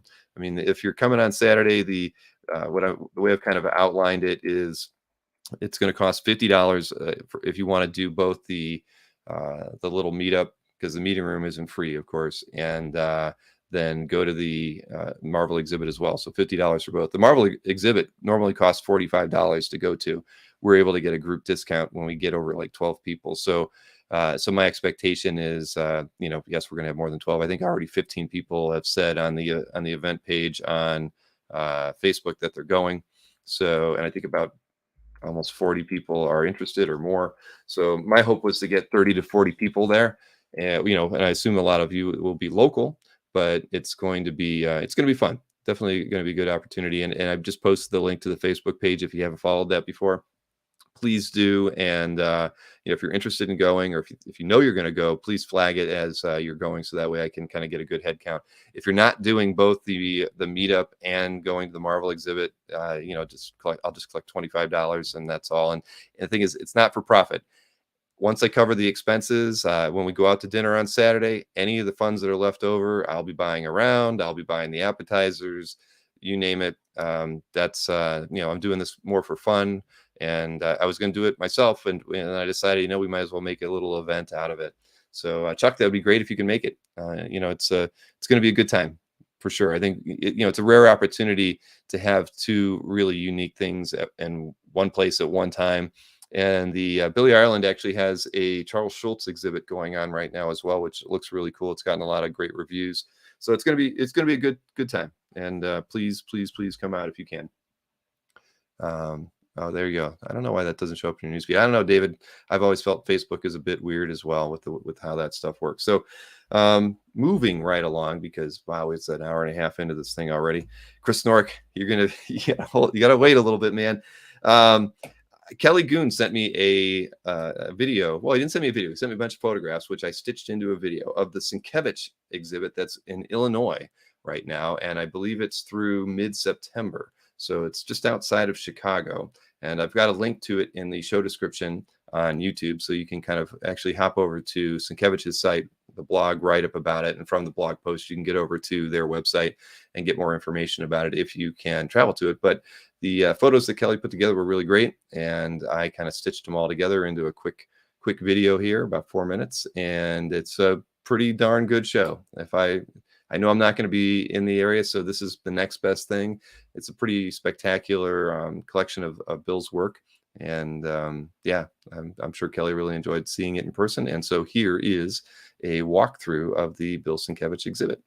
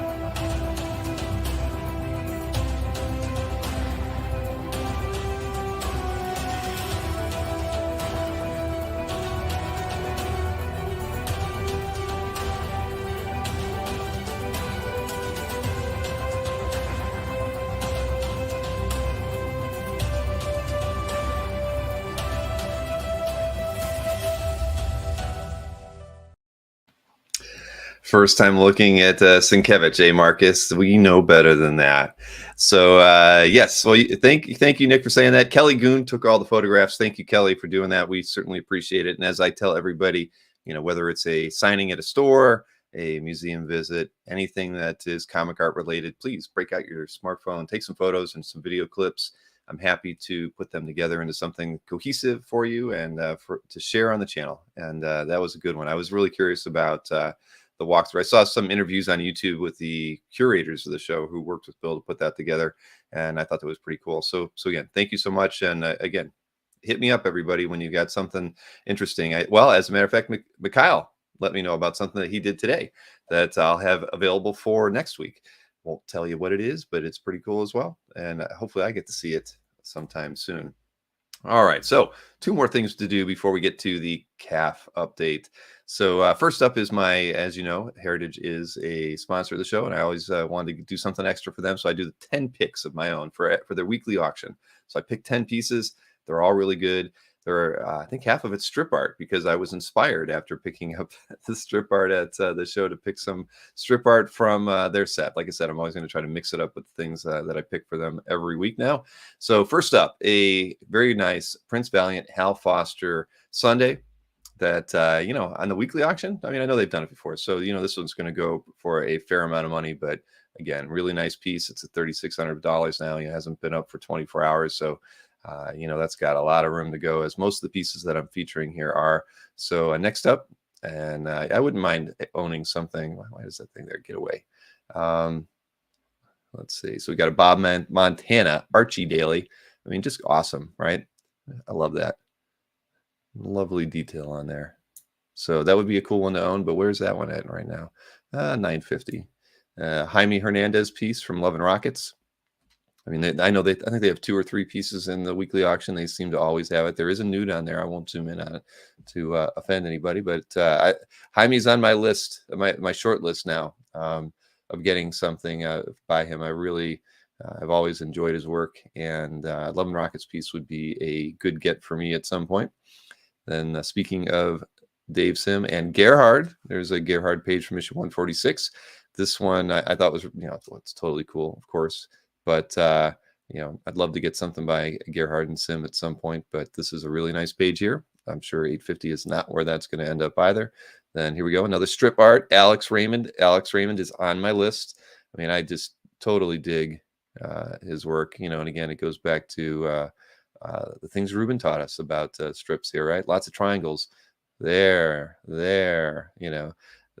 You got it there and there and there. It's all there. That's how all good storytelling right there. Look at that. Very, very nice. And what was that one at? 565. Yeah, it's going to go a bit higher than that. Then Wayne Boring, Superman Daily. Really, really nice. I mean, if you like classic Superman images, this is one for you. I mean, look at that. That is so cool. And what year was this? I think this was like the oldest strip I picked. Where is it? I think it was down in the description. 1944 on that one. That's a beauty. I was going to say a doozy, but I don't want to do that. All right, Doug Braithwaite, Wolverine Origins cover. Just thought this was a nice image here. I love the fact that it's all kind of midtones on the piece. Just interesting. Not something you normally see. Everybody always likes to kind of like highlight, outline, darken something here, and yet you got none of that here. And 3 more pieces. First up, Gene Colan, Tomb of Dracula page. Everybody knows how much I love Gene's work. I only own a Doctor Strange piece, but I wouldn't mind owning a Tomb of Dracula page as well. And this one's really nice. I actually like that last panel. He's so chivalrous. Looks really, really handsome. But a very good page. All Colan there. And then I wanted to pick another one here with a Doctor Strange in it. This one is a commission by Frank Brunner. And, you got Clea, you got Doc, you got Dormammu. I mean, what more do you need? And Brunner is pretty hot right now. His Doc Strange stuff is always doing well. Published stuff, of course. So this is a commission. Still reasonably priced there. And finally, my favorite piece of this whole set. No dongs in any of the artwork that you're seeing here, Marcus. Is a piece that I really should get and hang on the wall in Florida. Bill picking at DC. I did. Look at this. This is like, isn't this the coolest thing right here? Val Myerick and Jack Abel, Man Thing 3. It's a DPS. It's one of those ones where they were drawn on, where they were doing, I guess, remember when they did a few issues for like a couple months where they did it on 11 by 17 and just turned it sideways. So this is a DPS on 11 by 17. Look at it's Man Thing with how many gators are in there? 1, 2, 3, 4, 5, 6. 6 gators. I mean, this belongs on the wall of someone who lives in Florida. I just think it's totally darn cool. And I always loved reading Man Thing as a kid, so I actually might bid on this. I don't usually bid on, well, I don't usually bid on much anymore since I buy direct from most of the time. But this is a piece I probably will actually bid on because I think it's cool, and it's from that little window where some of the books from Marvel were drawn on, drawn in this manner, which is also equally cool. So. There you go. Yeah, Gator Town, says Hart. Yes, exactly. So there you go. There's my heritage picks there. So definitely good. But yeah, I think I'm gonna be in on that Man Thing. So we'll see. You never know. But let's see. Last but not least, what do I got here? I have got the EXP to play for you, the preview for tomorrow. And it's not one, it is 2. There is a preview that's kind of a teaser, and then there's the real preview. So this is 2. So it's a preview in 2 parts by Mr. Barucci, and I think you're going to enjoy it. And again, as you know, the EXP every Friday from 7 to 8 p.m. Nick Barucci is on there talking the joy of original comic art collecting. Should be a book. I think Nick should be the man to write it.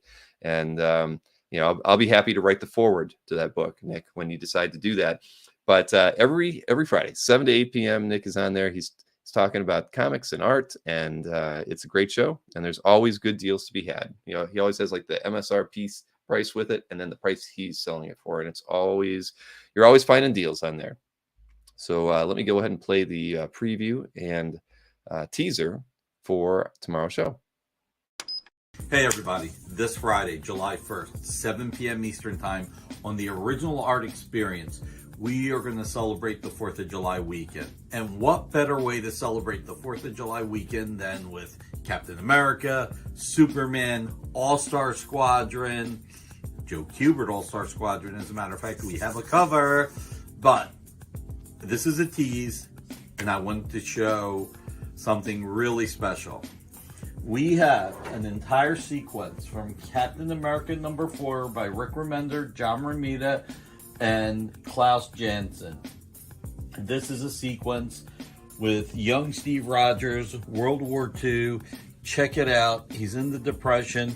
He's trying to help his family. He actually has to steal.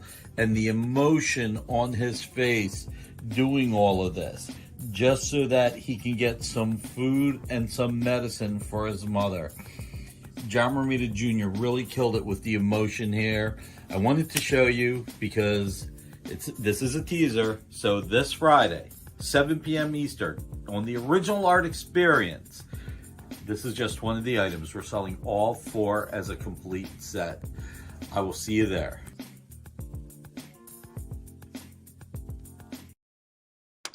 Hey everybody, get ready for an incredible July 1st with some original art fireworks. That's this Friday, July 1st, 7 p.m. Eastern Time, only on the Experience. And man, I can't believe we're already in July. I know that summer officially started June 21st. For me, from when I was a kid, summer started Memorial Day weekend. But hey, that's old man talk. Let's talk about some great original art. So we are going to have, speaking of old, the cover by Joe Kubert to All-Star Squadron 17. Is he man or monster? The Trial of Robot Man. Now I'm going to be really careful putting this one back. Then we're going to have some Captain America. Got to have some Stars and Stripes. This is from the Rick Remender, John Romita Jr. run. And then we have a little bit more. This is a great, unbelievable page. Then we're going to have a little bit of Superman. Let's get a little bit of his red and blue in there. We are going to have this Convergence double page spread. Check it out, with many Supermen. It's pretty cool. Then we're going to go back to Captain America. Steve Epting, arguably one of the best Captain America artists of all time. Captain America 18. beautiful. 27 after the death of Captain America. Before we get to the last, I want to show we have our commission cover art with Civil War, Charles Soule, Ken Hazer art, Captain America, and we have Superman #1, Ken Hazer. And we're going to give away this signed print to someone free tomorrow. We might even make one of the pieces of art best offer. No, it will not be the All-Star Squadron. I'm afraid that may go too affordably. We'll leave it at that. Now, outside of All-Star Squadron, my favorite piece that'll be available tomorrow, Captain America #4, pages 11, 12, 13, and 14. This is young Steve Rogers. This is the Great Depression, needing to make money, falling into a bad crowd, helping to distract the store owner, getting the medicine for his mom, and then you can see him taking the money for the street gang, but then you see why he did it. He brought home food and medicine for his mom. The power and the emotion on these pages is just incredible, and only John Romita Jr. could do it. It is beautiful. Great story by Rick Remender. Beautiful inks by Klaus Janson. So that's this Friday, July 1st, in advance of July 4th weekend. We have our stars, our stripes, red and blue, and a little bit more. And let's see what else. I'll see you Friday, 7 p.m. Hit that thumbs up, share, let your friends know, help us grow the experience. Have a great one. See you then.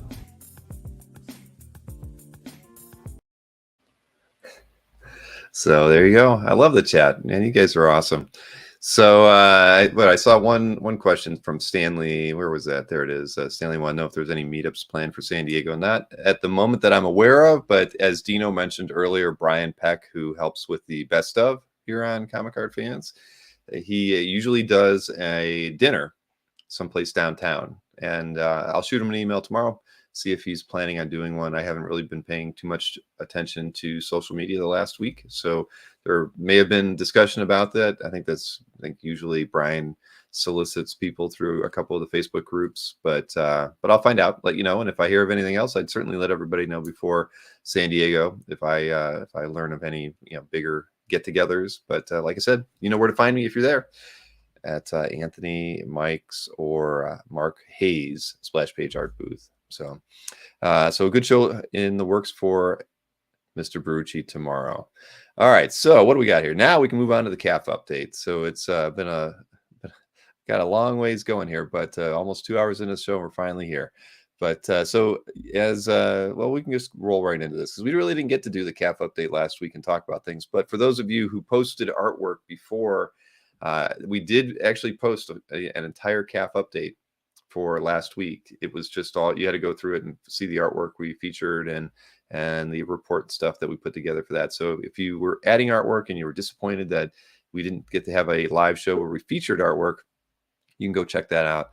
I guess I could post the link if I had the time, but I don't. It's underneath the YouTube video link, underneath the Zine on CAF. You can find last week's show listed in there for you.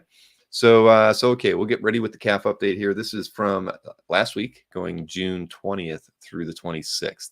So big difference for dealers. I don't know why dealers had a terrible week the week before. They only had $151,000 in sales for the dealers that I track last week. So let's say last week, the week before last. And so last week they had $325,000 in sales. So a major increase, $175,000 increase there. Romita Man led the charge with 30 sales, almost $80,000 in sales. Albert Moy was second, 6 sales, almost $60,000 in sales. Felix, 93 sales, $58,000 in sales for him. Anthony had 67 sales, $56,000. Panel Page was over 50 as well, $51,000 in sales for 14 sales. And then Jiggy from Next Comic Art. We don't get to say him often on the top list, but I know he had that Rian Gonzalez art drop last week. So he had 15 sales and 12,500 in sales. So decent week for many, many sellers. And from the things I've seen so far, I think they're having a decent week this week as well. So we should see another decent report from them next week. But let me give you the top 6 sales from original comic art dealers from last week. First up's a total $325,000. And we've got this awesome Bob Hall Thor 330 cover. This one was sold by Glenn. Asking price was $20,000 on this one when it sold. A very, very nice cover there. Thor, I love it. You got a Carmen Infantino, Murphy Anderson, Adam Strange 222 cover. This one was sold by Albert. Asking price on this one was $18,500. And I know I've seen this one before. I think Mike had this at one point. Yes, this was actually sold by Mike. Mighty World of Marvel 18. And it's by Jim Starlin, Joe Sinnott. And the asking price on this one was $18,000. And next up, Albert Moy sale here. This is by Dick Ayers. It's from Strange Tales, issue 117. It's the title page, of course. And asking price on that one was $18,000.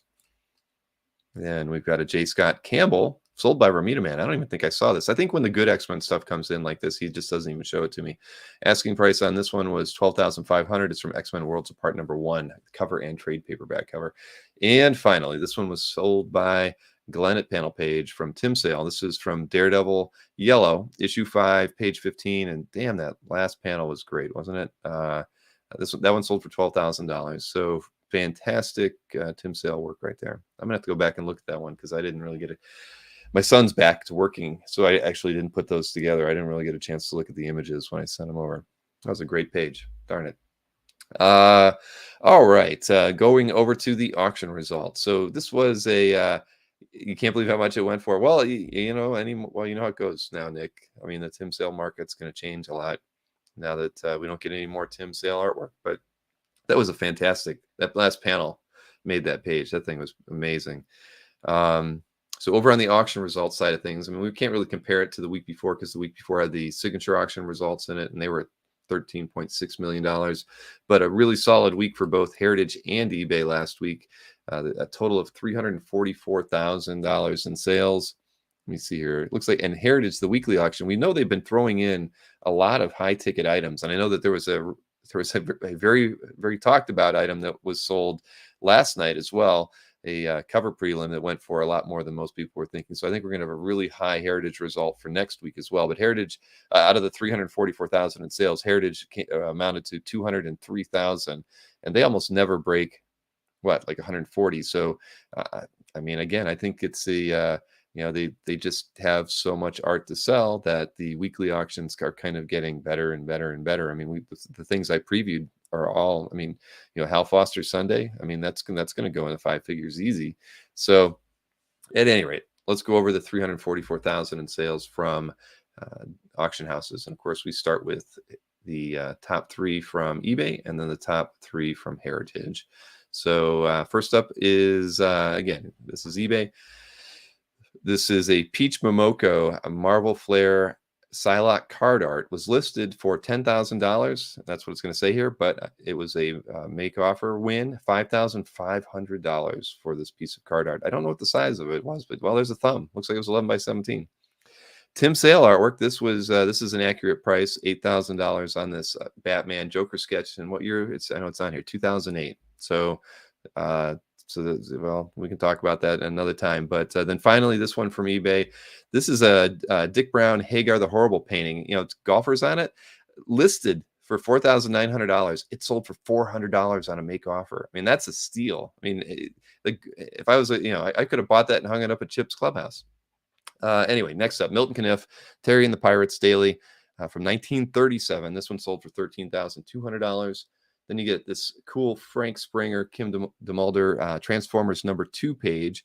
Lots of action on this one, and it sold for $10,800. And then finally, in third place from here, Heritage this time, another Milton Caniff, Terry and the Pirates Daily, sold for $10,200. So yeah, those are the Caniffs that I definitely cannot afford to get, but wow, would I love to own something from the 30s? But I'll take my 1951 Terry and the Pirates, and I'll be happy. But those were pretty great, and it was fun getting to talk to Benno yesterday. I mean, he told me about his friend who had passed away in the last, I think it was this past year, and I never met him. I think his name was Bob, but he I guess he was really into Milton Caniff. Had over 500 or 600 dailies. And so those are the pieces that Heritage is auctioning off kind of slowly. And I guess, you know, he clearly had a really great eye, really loved Kniff's work. And so that was his focus, his passion. I guess he even photocopied all of the Kniff pages life size. And I mean, and they were big. What happened was, I guess they were going to throw a bunch of stuff out, not the originals, the family. And Benno got to go over there and take a look at what they were throwing out. And what they were throwing out was these full-size scanned strips that that Bob had made. I hope it's Bob. And what he was doing was he was actually hand coloring them to the way they were originally, and they were unbelievable. I mean, they were so beautiful. I can't believe it. But they were just going to be throwing all this stuff out because it wasn't original art. And since Benno was good friends with him, he salvaged them, and he actually brought him. Who were we walking with? Oh, we were walking with Charles Vess to the show. And he was pulling them out and showing them to Charles. Charles thought they were incredible, and they really were. And you could tell how passionate Benno was about that. So it was it's good to see. It's how we kind of preserve the hobby. You know, if a good friend, something like that would happen to somebody who you've always cared about because you knew about their passion for the hobby, being able to kind of carry on their legacy like that. I mean, I could tell from talking with Benno that he was really thrilled to be able to keep those his friend's memory alive through those pieces that he had done. So, just again, it's better than coloring on the art, right? At the end of the day, I just thought that was really neat. And again, if you're familiar with how those strips were colored back in the day, I mean, they were very garish, bright colors, and this guy did them amazingly. I mean, I've never seen anything quite like that. So hey, let's get this thing on the road. I see my good friend whom I finally got to meet in person. He's waving at me. Chris Norick, man, how are you doing? How's that arm feel? How's that arm feel? Oh, it's fine. It's fine. Your ego was probably more bruised than your elbow, right? No, I was just you saw I was stunned. I know. These aren't pipe cleaners, I know. But it was funny when you put the two of you together, his arms were bigger. In that picture. You don't think so? Oh, okay. Prettier. Prettier. I don't think James is in the chat anymore. I hope he is, James. Ranga says you're a sexy beast. So I'm going to learn about arm wrestling, and we're going to do it again. There you go. But he's working the tonal probably right now, thinking about that rematch. That's how I know that my arms are bigger than his, because we talked about our lifts, and I lift way harder than he does. There you go. James said it was the camera perspective. That's what it is. Okay. All right. That is true, James. That is true. You were actually closer to the camera, but which makes it even more amazing. It was. What I was really most surprised about with James? Tell me how nice he is. That's so true, isn't it? Such a nice guy. Like I can't say that I wasn't surprised, but such a nice guy. He definitely is. Yeah, James and I completely agree with you. He's a genuinely nice guy, and yep, I look forward to getting to hang out with him. I don't know about you. I didn't meet a single jerk. No, not any that I didn't know weren't already. Fair enough. Fair enough. Yeah, but no, of course not. I mean, like I said earlier, it was fun. Everybody was exactly as I expected them to be. And it wasn't. It was almost like not meeting anybody for the first time, right? Because we spent so much time together on camera, one way or another. Or, even when I wasn't running a show, if it was Larry or if it was somebody else running the collector conversations, the bottom line is we've really gotten the opportunity to know each other really well, and everybody was exactly as I had hoped they would be. Now, when I read people's chats, I hear their voices.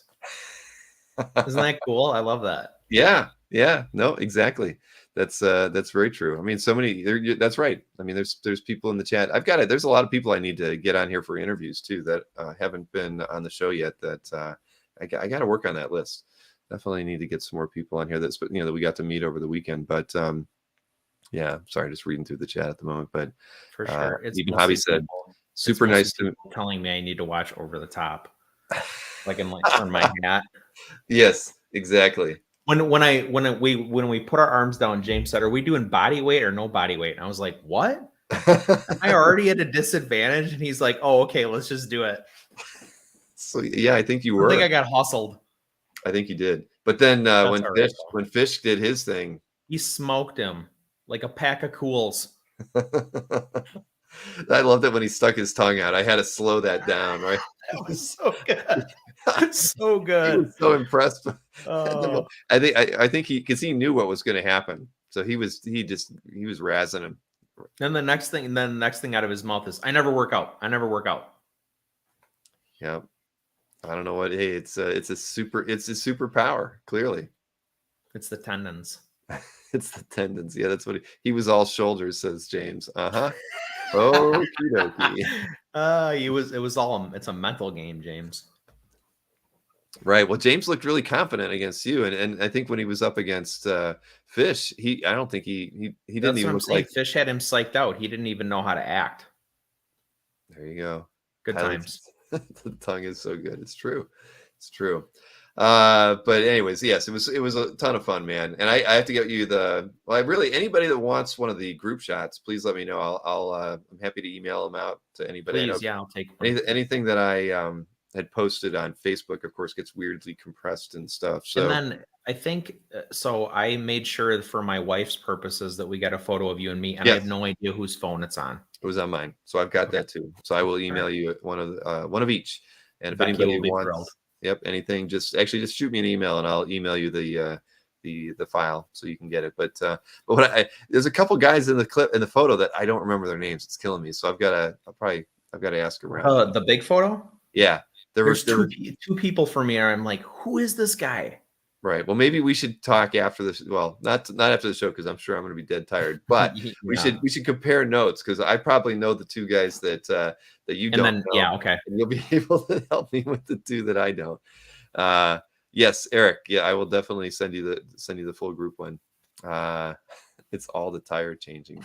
Kosher brisket. My God. It's getting deep. It's getting deep in here. Yes, exactly. And Tony says he was going to ask about it too. So all right, I know who would have sent these photos out to, but name tags next time. I think somebody asked about that. They said, we should have done name tags, but maybe if we do something like that. That is my hero's luggage, Dino. You haven't unpacked yet? No, I brought it down here because my portfolio was in there.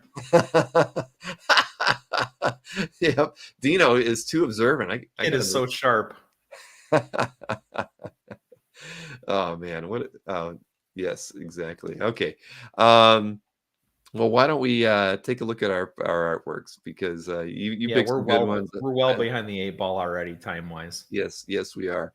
But again, I really, who knows when we're going to get to see each other again. But that was so much fun, and I do hope it's not. I want to come out. I want to come to Billy, Ireland. I don't know how we're going to do it, but I think we're going to do it. If you can make it, yeah, that'll be awesome. It is going to be. It's going to be a good show. I mean, both venues. The Marvel exhibit's incredible, and Billy Ireland. They sound like they're super excited to have us there. So I'm like, I want to have a good turnout. I told them, and it was weird. Like every museum you go to, they have like a place to donate right there. And I called them today, and they're like, well, the university doesn't like us to take donations at the museum, and they like to do it online. And I said, well, we'll work something out. Either giving you cash, or maybe I'll just take a collection, and I'll just do the donation. It's unseemly. I don't know. I mean, they said the university itself doesn't like them taking donation money, because apparently they have some kind of online donation form. And I said, but how do we know that if we use that the money's going to the museum? Because that's of course where we'd want it to go. So they didn't really give me a good answer on that. I'll talk with them beforehand. But yeah, the fact that they have no admission to the thing, I mean, they got to work something out to give them. So Jason's happy. He got to show off the tat. So I work with speaking of tats, hold on 1 second. Didn't I see Eric said he got a new tattoo? Yeah, I have one selfish thing to do, which is to show. Well, and that was Eric's tattoo that I showed in the video montage. Yeah. So we got back, and the following day, he went and got this Zach Spidey. Yeah, that's crazy. Show it again. Yeah, you're running out of room, Eric. He is. Dang. Well, he's got a problem. He does. He does, but maybe one of these days I'll do one as well. But I really You don't have, will. I don't have the arms for it. You keep hanging out with me, you're gonna get one. I could have like a Mr. Fantastic, because he's not the only thing. Just a white glove that starts here. Oh Lord. I'll work out something. All right. Maybe when I get down to Florida, I can get back to doing a little bit more working out. I mean, last 2 years have been pretty miserable for me. Just get it on your neck. Maureen would kill me. You're your own boss, Bill. I know, but there are boundaries that I have. I can't. Plastic Man tattoo says heart. There you go. Yeah. All right, let's do some art. All right, yes, let's do some art here. You get to start us off today. So let's see here. Let me add this to the stream. Let me hide a few things here so my desktop is not an absolute mess like it is right now. All right, so this is whose calf gallery? We're in Brian S's calf gallery, and we've got this awesome Al Williamson piece from Blade Runner. It's an alternative cover. See, I didn't even read the description on this piece. Yeah, so it's a part of the book. Like if you had the magazine format ones, like the big ones that came out from Epic, this was part of that. But I don't think it was in the original like comic sized versions. Anyway, Al Williamson was so good on this book. And I'm a humongous Blade Runner fan. So, the likenesses, you can say what you want about the likenesses, but as far as like translating the film into a comic book, I mean, this thing's a treatise on how to do that. I put this up against any of the Star Wars adaptations or, anything like that. In the Indiana Jones adaptations, all of them had Harrison Ford in it. But True. Anyway, if you go back and you look at this scene from the film, it's basically like a direct adaptation of that shot. It's really extraordinary.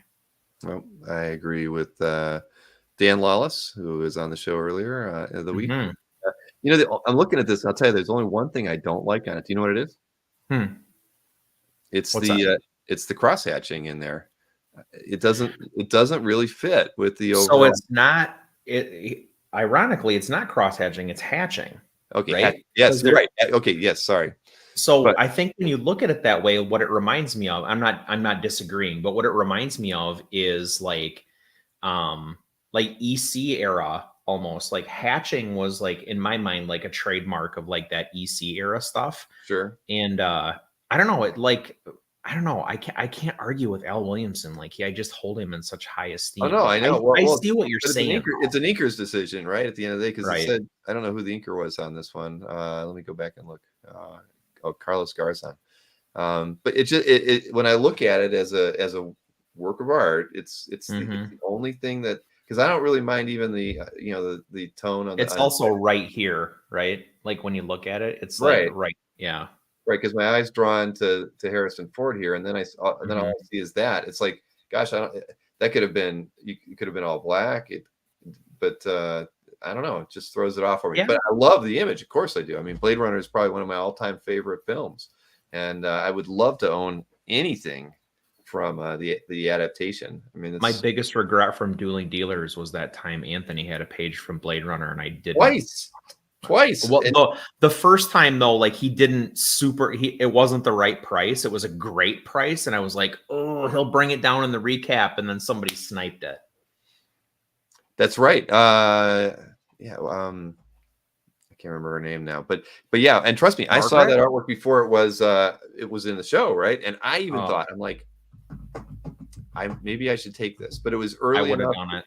It was so early in Dueling Dealers that I just was, and I think it was fairly priced. It was around $4,500, I think, somewhere around in there. But I felt like it was a little bit out of my reach. Oh, Ann Smith. Ann Smith. Thank you, Rick. There you go. Thanks, guys. Yep. Yeah, Ann Smith has an amazing, and Marcus as well. Yeah, she's got an incredible collection and great eye. She's picked up so many great pieces of art on Dueling Dealers. But Marcus made a great comment earlier too, which was the city is the star on this page, and I completely agree. All right, it was the star of the movie too, really. True. Wow. As Rich Danny says, you snooze, you lose. Thanks, Rich. I snoozed and I lose. Reality. So But it's true. Yep. But I did. I was that close on the first one. The second one, I was just like, oh, somebody else is going to get it, because I think Anthony actually maybe raised the price a little bit on the He second one. did significantly, and it wasn't as good of a page It as I was no, recall that first either. one was great. Yeah, so I kicked myself for that one. Yeah. But I very rarely exercised my pre-knowledge of what's in Dueling Dealers to take it before. Yeah. That would have been Well, one of those. Good for us, bad for you. Yep, exactly. All right. So let me. I didn't give this my own thumbs up yet. Here we go. All right. So next up, let's see whose calf gallery is this? DT Tube. All right, DT Tube, and this is a Batman Who Laughs Yesteryear Comics variant. I would assume #1 Fabak. Yeah. So I think I say Fabic. I don't Fabic? know. Okay. I have no idea. I have no idea. So I say Fabic. But I always really liked this character when they introduced him, because I'm a big Punisher fan and like not as big of a Batman fan. So adding the Punisher, kind of element to the Batman was cool for me, because all the cool looks of Batman, but he's, armed to the teeth like Punisher. So Fabic to me was always like, I think, a Finch clone, and not saying that as a to diminish, but in the last year or so, like, I feel like Finch has kind of gone this way and Fabic's kind of gone this way. And so now, in the last few years, I feel like he's not maybe consciously distanced himself, but in a good way, I feel like come into his own. You can still see it. There's still a Finch influence that's clear, but I feel like he's kind of doing his own thing a little bit more now. Well, it's a beautiful image, regardless of whether it looks like a little bit of Finch or not. But yeah, I agree. It's great.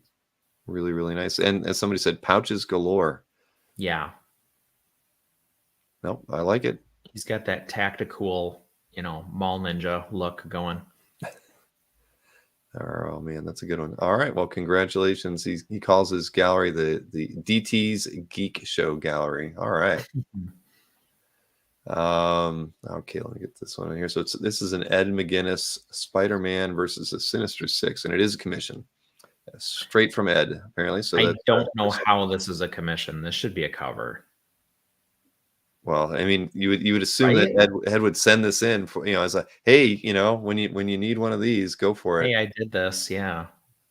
Wow. So love McGuinness, begrudgingly, because of my good friend Eric. It's Spidey, so I picked it in deference to Eric. But there's just so much good stuff going on here. I love the positioning of all the figures. I love that, like Scorpion's taking like a boot to the face and he's wincing. I mean, Peter's like putting his finger in Goblin's eye and he's reacting to that too.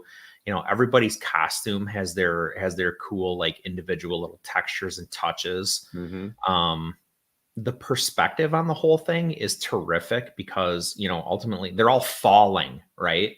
They're like falling off of a building. Which I think like heightens the whole thing.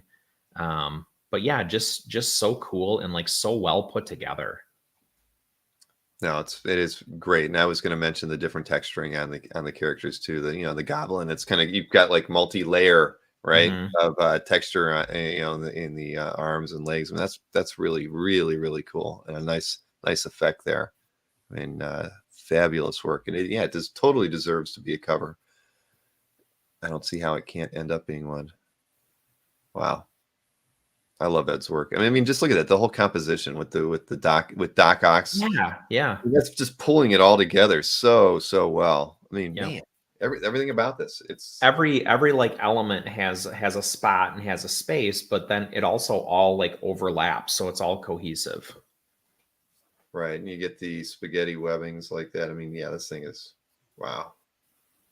Chuck makes a good comment too. The black background is a big element in this. Yep. Wow. Yeah, it really stands out when you view it this way. Good point, Chuck. Wow. No, this is great. Have I ever? Oh, it's Alex Gonzalez. Oh yeah, I've been in Alex's calf gallery many times. Well, good get, Alex. That's great.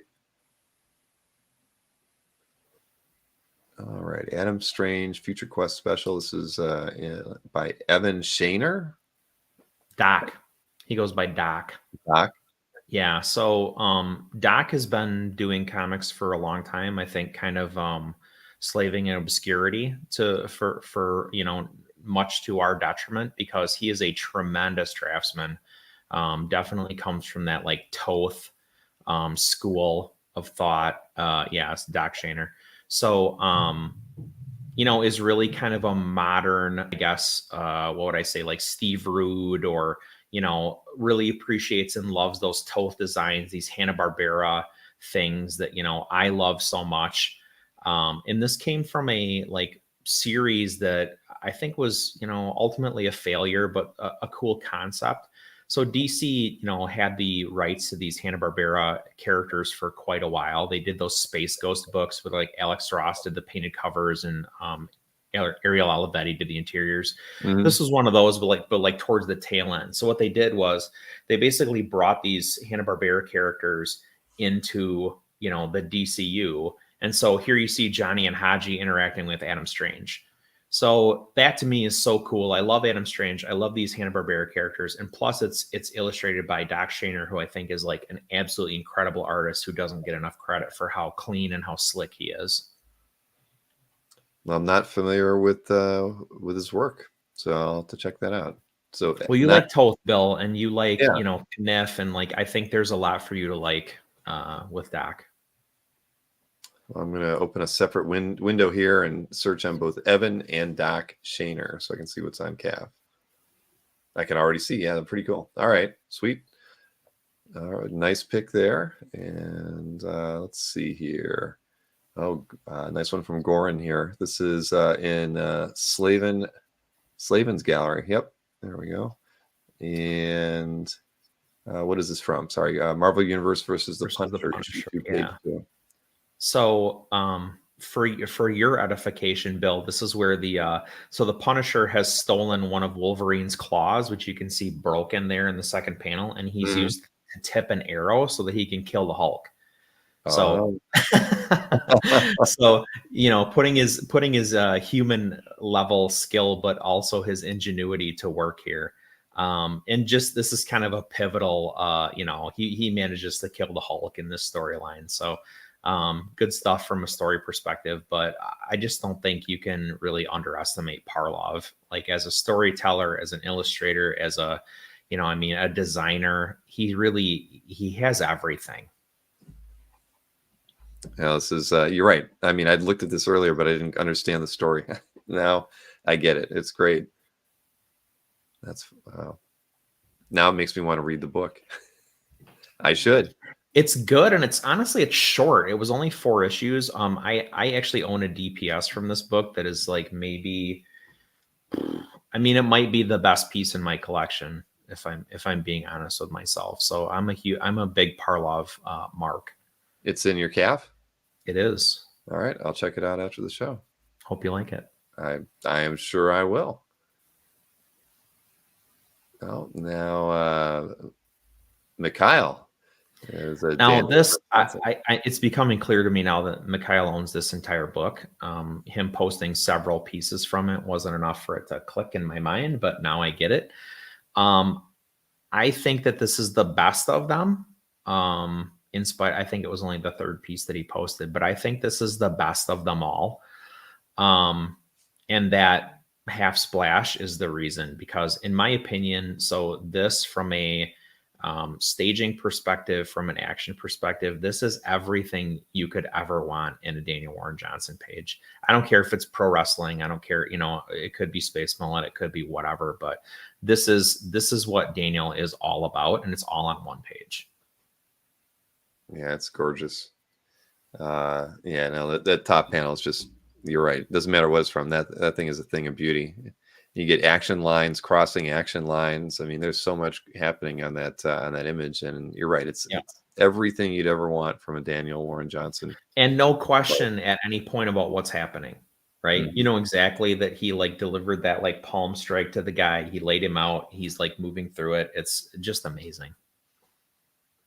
Yeah, no, this is fantastic. Congratulations, Mikhail. This is great. I had the good fortune of sitting across the dinner table from Mikhail at the Felix get together, and it was a lot of fun. Did they hoist Mikhail up on their shoulders like bar mitzvah style and like No, that's what I was envisioning.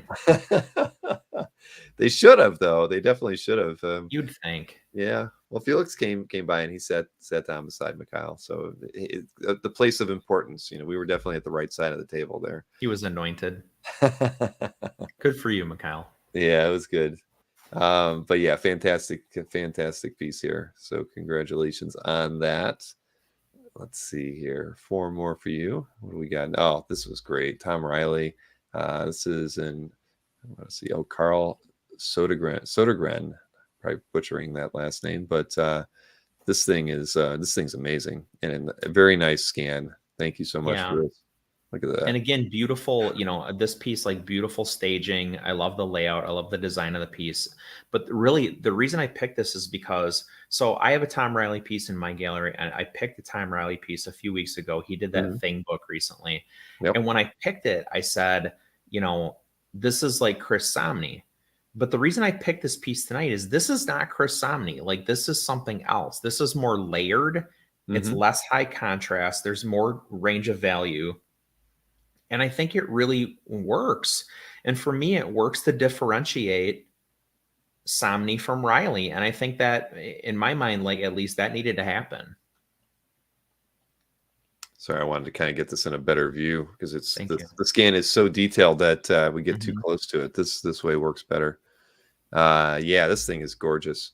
I love the fact that it's basically silhouetting Gordon there, with the light. I mean, everything about this piece is really, really gorgeous. The snow effect, the way he's got that rendered. Yeah, the cityscape. I mean, it's beautiful. It's absolutely beautiful. Wow. This would make me want to buy I would buy this piece of art, and it's got Batman on it. Same. Yep.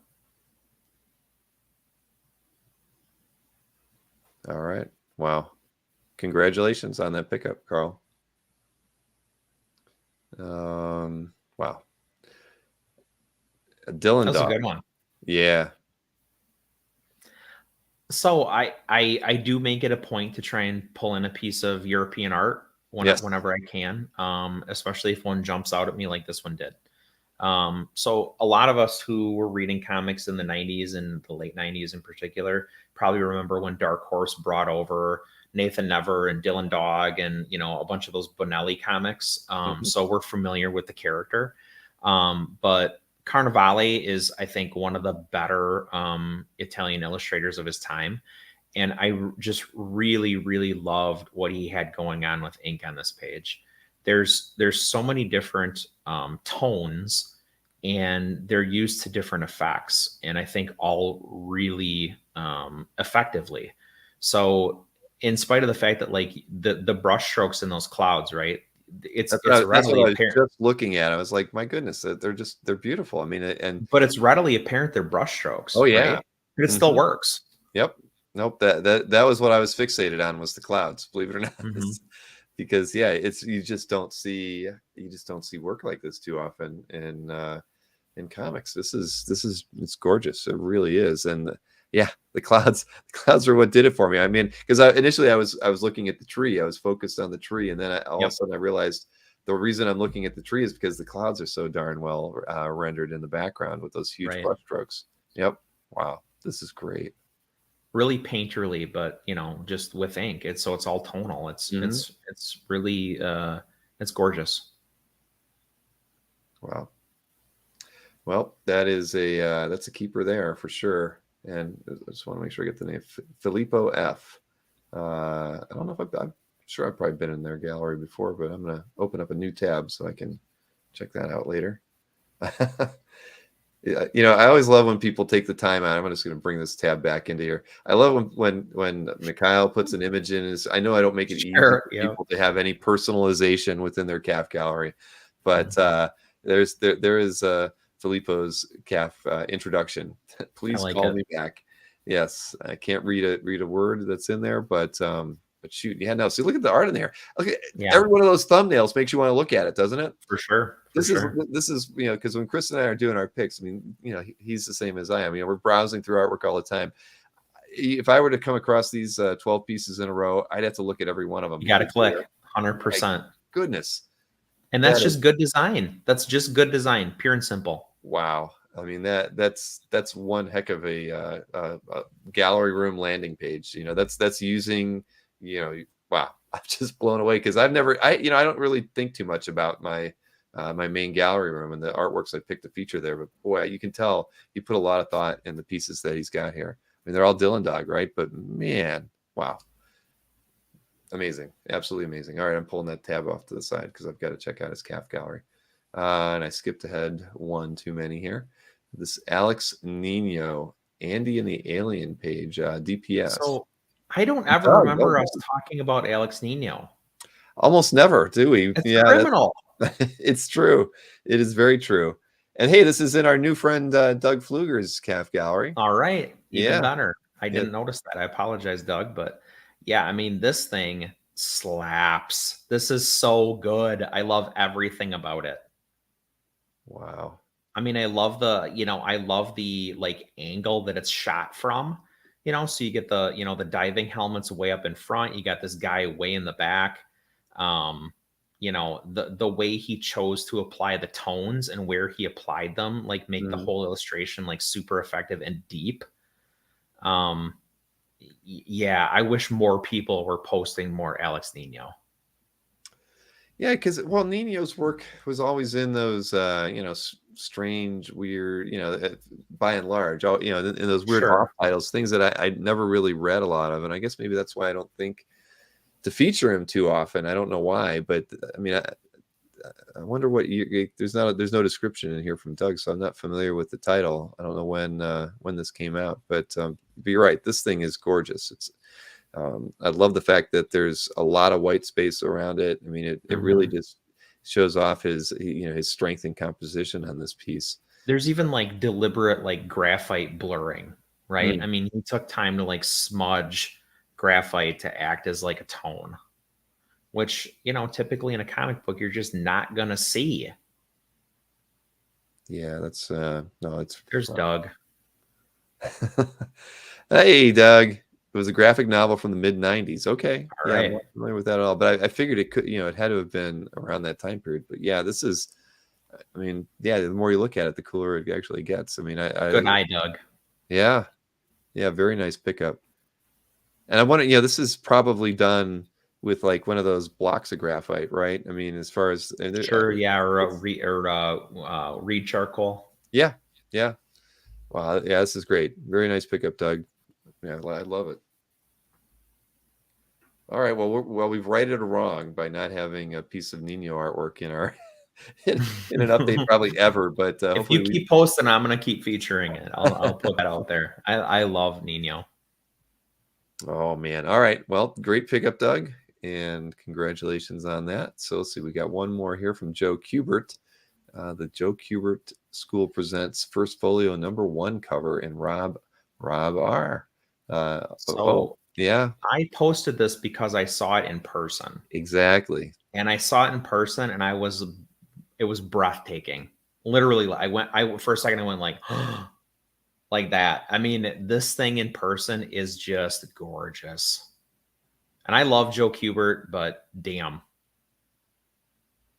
Yeah, I mean, this is this is great.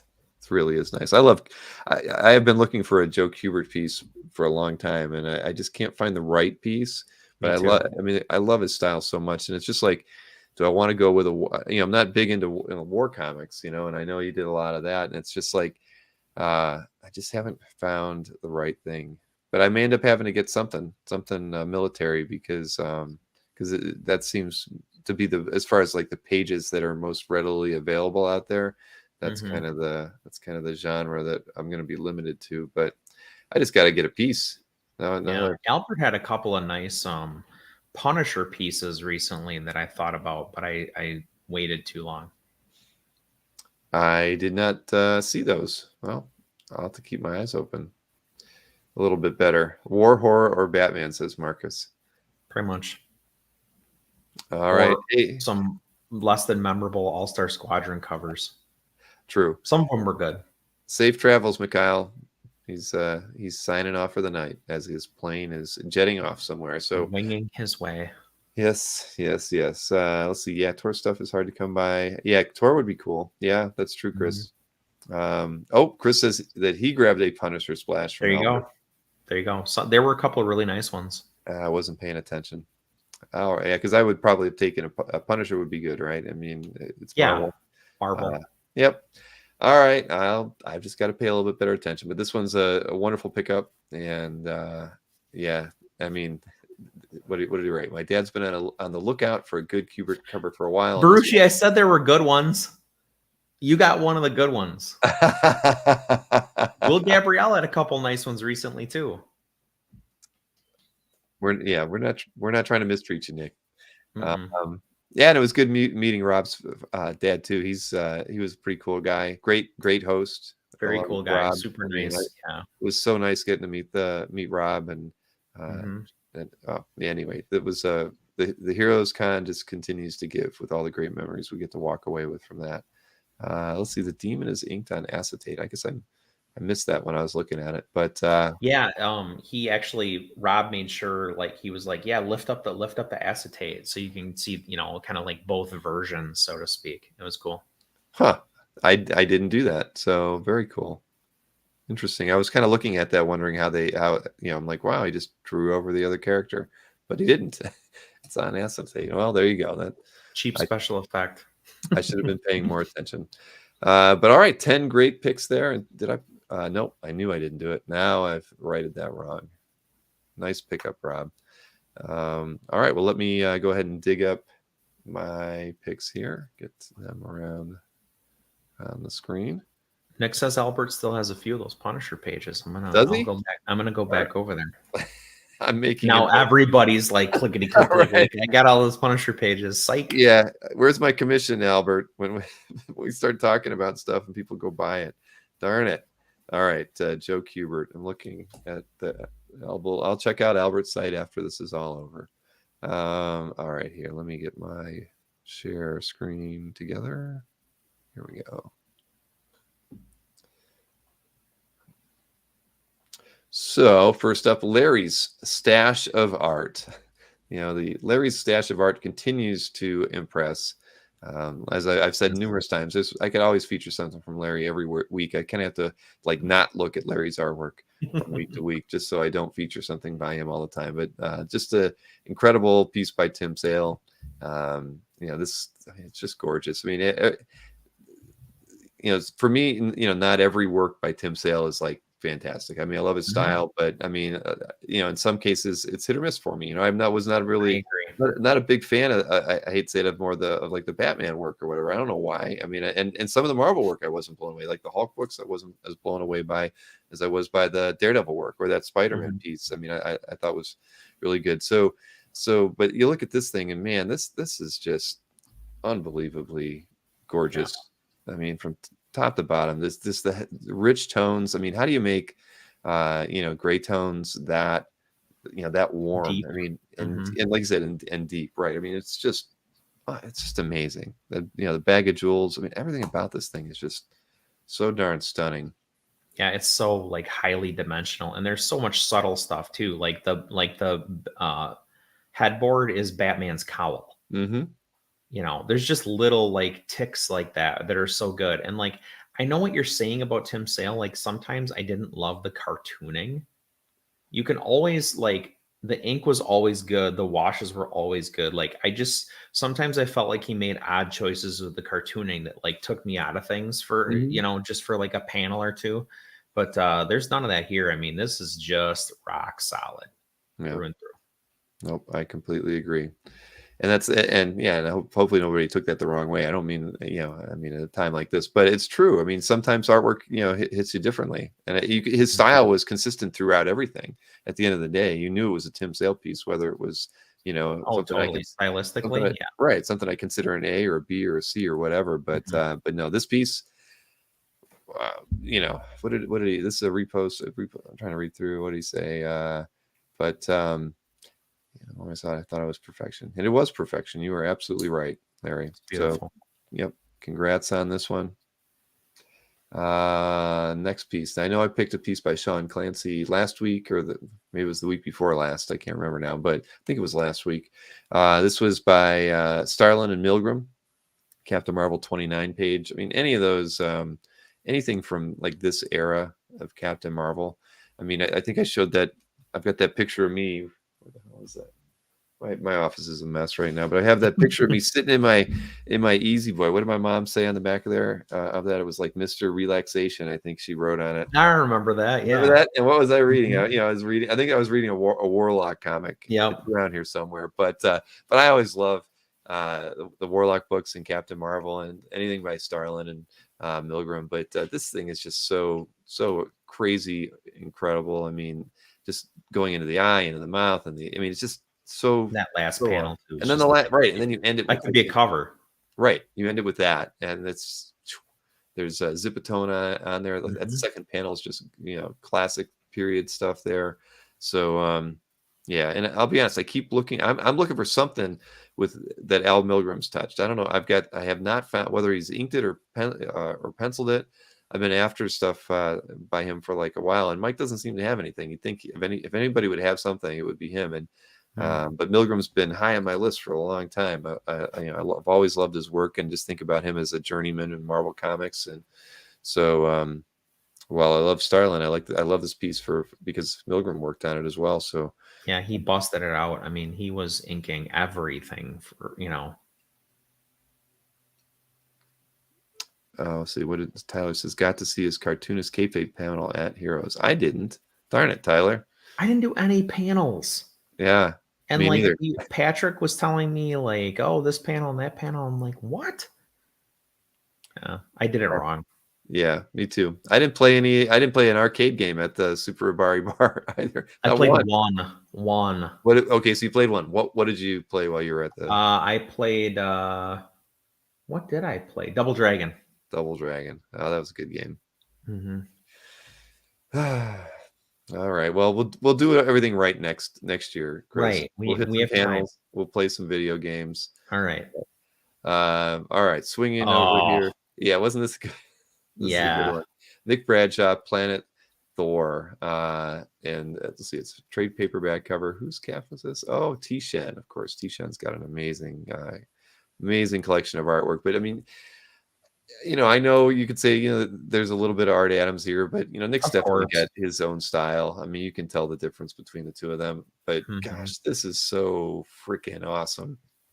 I mean, it's just what you want. Yeah, it's got all the action you could ever hope for between Hulk and Thor. And man, I mean, you don't need to say a lot about it. I mean, it's just the action's there. You got things. You get the rocks flying out at you. You've got Hulk's Roman kind of costume flipping around his waist there. I mean, it just shows it's just such a dynamic pose between the two characters.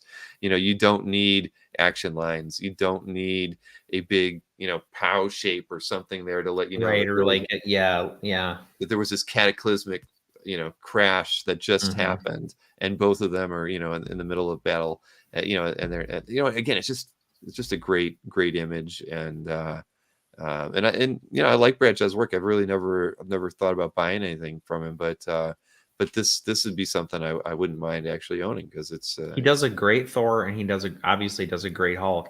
What I always like about Hulk versus Thor is it's not like Hulk versus Thing where they're basically the same size, right? Hulk's like a little bigger. Thor is always puny compared to the Hulk, which I think, but power wise, they're effectively equal, or like Thor's a little more powerful, but that makes it so cool when you see them together.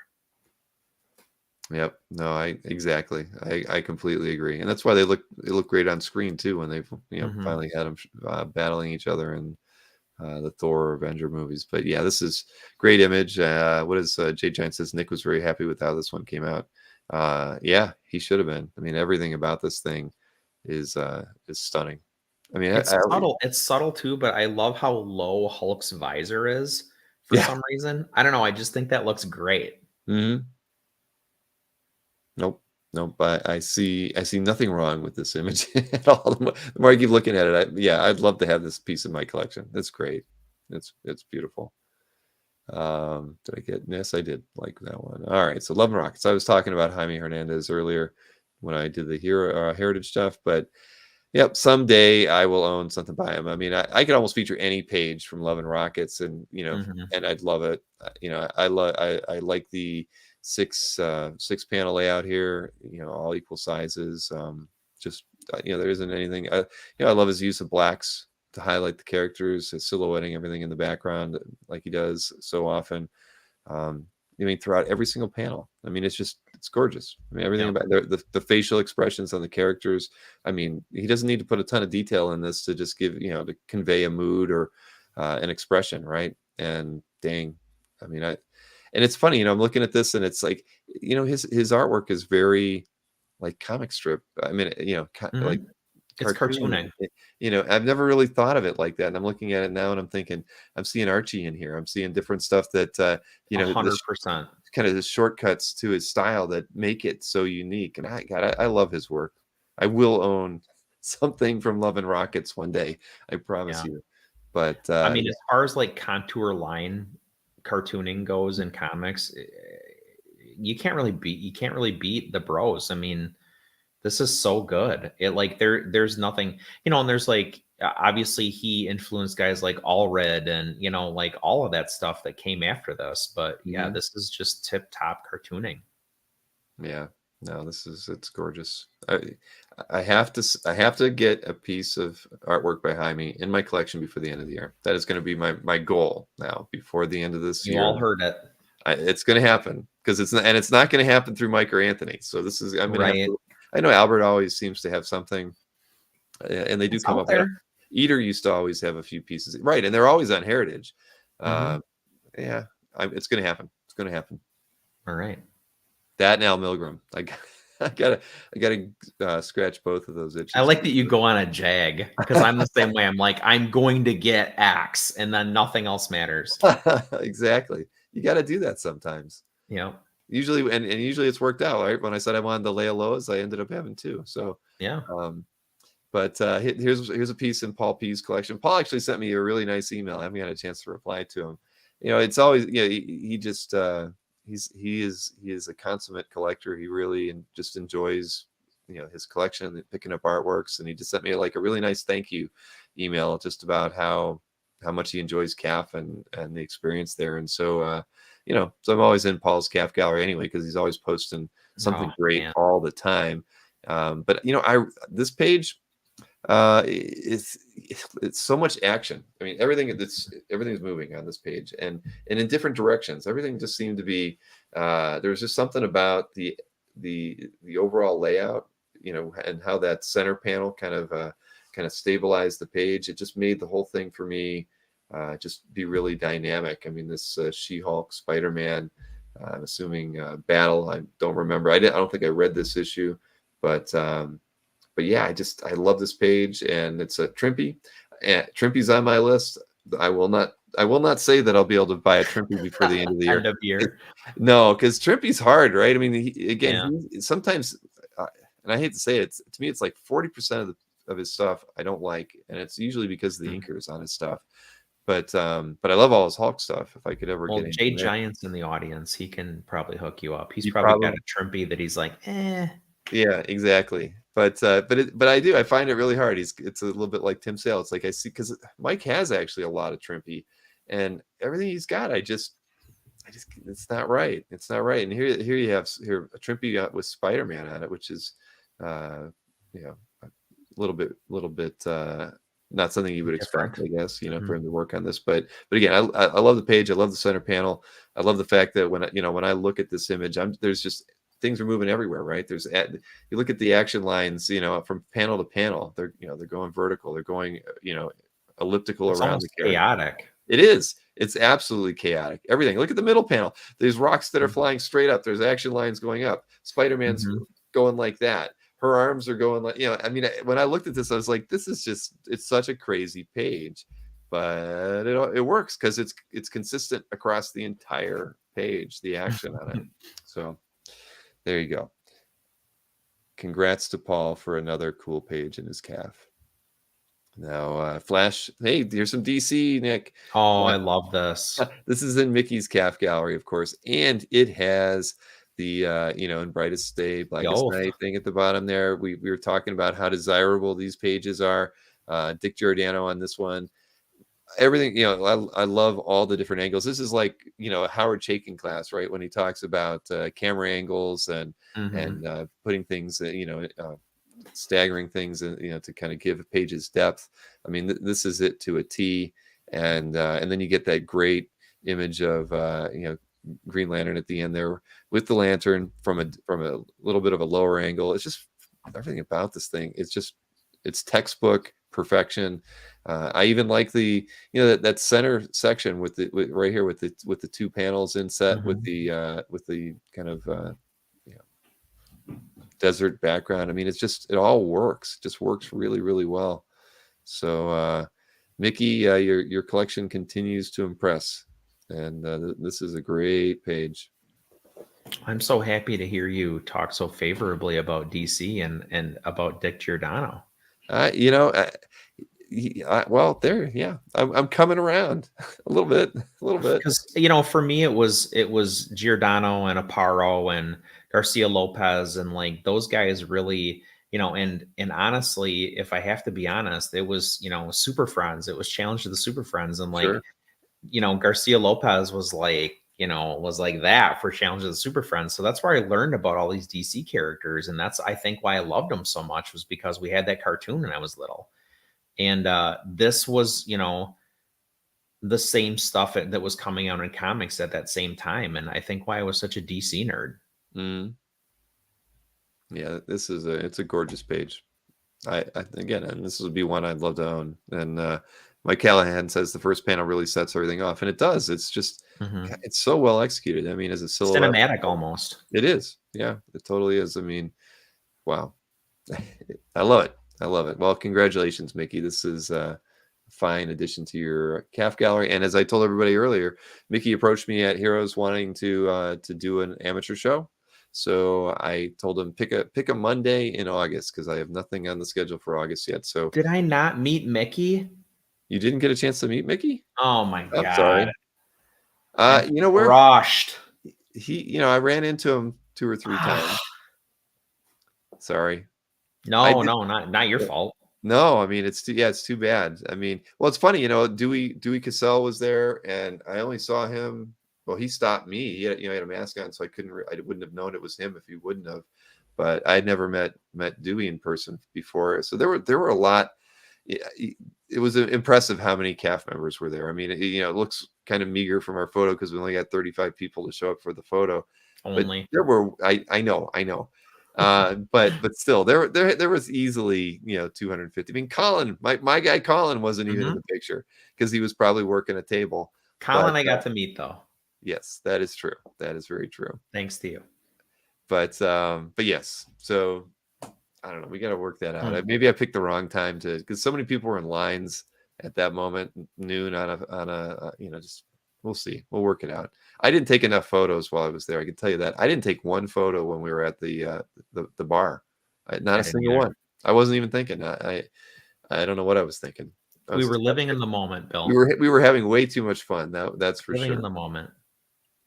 So here we go. We got a Tradmore piece here, and this is in the collection of Justin Top Pages, who always posts some very nice work. This is from New World, but I mean, what more can you really? I mean, this is just beautiful trad, top to bottom. I mean, look at that. The vibration you get from this artwork right here around the central figure's head. I mean, that's just crazy. I mean, it just shouldn't work. Nobody should take chances like these, and yet he does. And then look at this in this panel. What I thought was really cool about this page. I mean, because I love this. I look because it's Silver Surfer black, right? But I really like the fact that he kind of put this panel here, and it has a whole lot more detail. Because he finishes it off with this little sliver here, but there's but that's exposition there. It is. It's so cool. I mean, that was the thing that sold me on the page, because I mean, I'm so used to seeing Trad's work and thinking, the more loose style here. But I really, really enjoyed it because he slipped this thing right in here. And for me, that's what made the page, was just throwing in this super detailed, finely done panel in the midst of all of his typical chaos. I know what you're saying, because if you can have a criticism, in my mind, it's that, like, particularly, so looking, ML brought his Silver Surfer Black in they were copies, but they were at size, and paging through that book, it's a lot, and then it's a lot, and then it's a lot, and like, I mean, it's senses numbing, it's overwhelming. And to your point, to cut in that panel with like exposition and like, hey, here's what's going on in the story right now, all this insane graphic shit is going on in your face, right, is needed. It's necessary. Yeah, agreed. So I love this one. And I mean, one day I'll probably own something by Trad, but this would be the kind of thing I'd like to own. I love how he's so intelligent about his approach to his work, and there's just so many nice things going on in all of the panels here. So, all right. And Colin said that noon on a Saturday at any con is a terrible time for anything. All right. Lesson learned, Colin. Next time Colin goes to more cons probably than anybody I know. So next time I'll ask him. See, you can't do it too late. CAF coordinator for cons going forward. I need some help. I clearly need some help, but you can't make it too late because everybody's drinking and they're not going to want to show up. So they're all sweaty. Right. So we got to pick the right time, right place. But next year, and maybe we get everybody early. Maybe so you can't do it on Thursday. You got to do it on a Saturday when you know you're going to get most people at the show. So it's going to have to be like either right as the show is ending, or I don't know, but we'll have to work that out. It can't be early. No one's going to have their happy faces on at 10 o'clock in the morning. All right. So another one of Felix's guys here for my 8th pick. This is by Nick Patera. I know we looked at this when I had Nick on. I just thought this page was really cool when I saw it. I was like, it's just like, he's taking the problem of how do you break the jaw of a snake, right? And giant serpent. he's illustrating it really, really well. It's like if a giant strongman was going to be on the back of the head of a giant serpent, and he wanted to really do something terrible to him, this is exactly how he would do it. And it's almost like a guide. Right, it is. This is right. It should have a number 1 at the top, and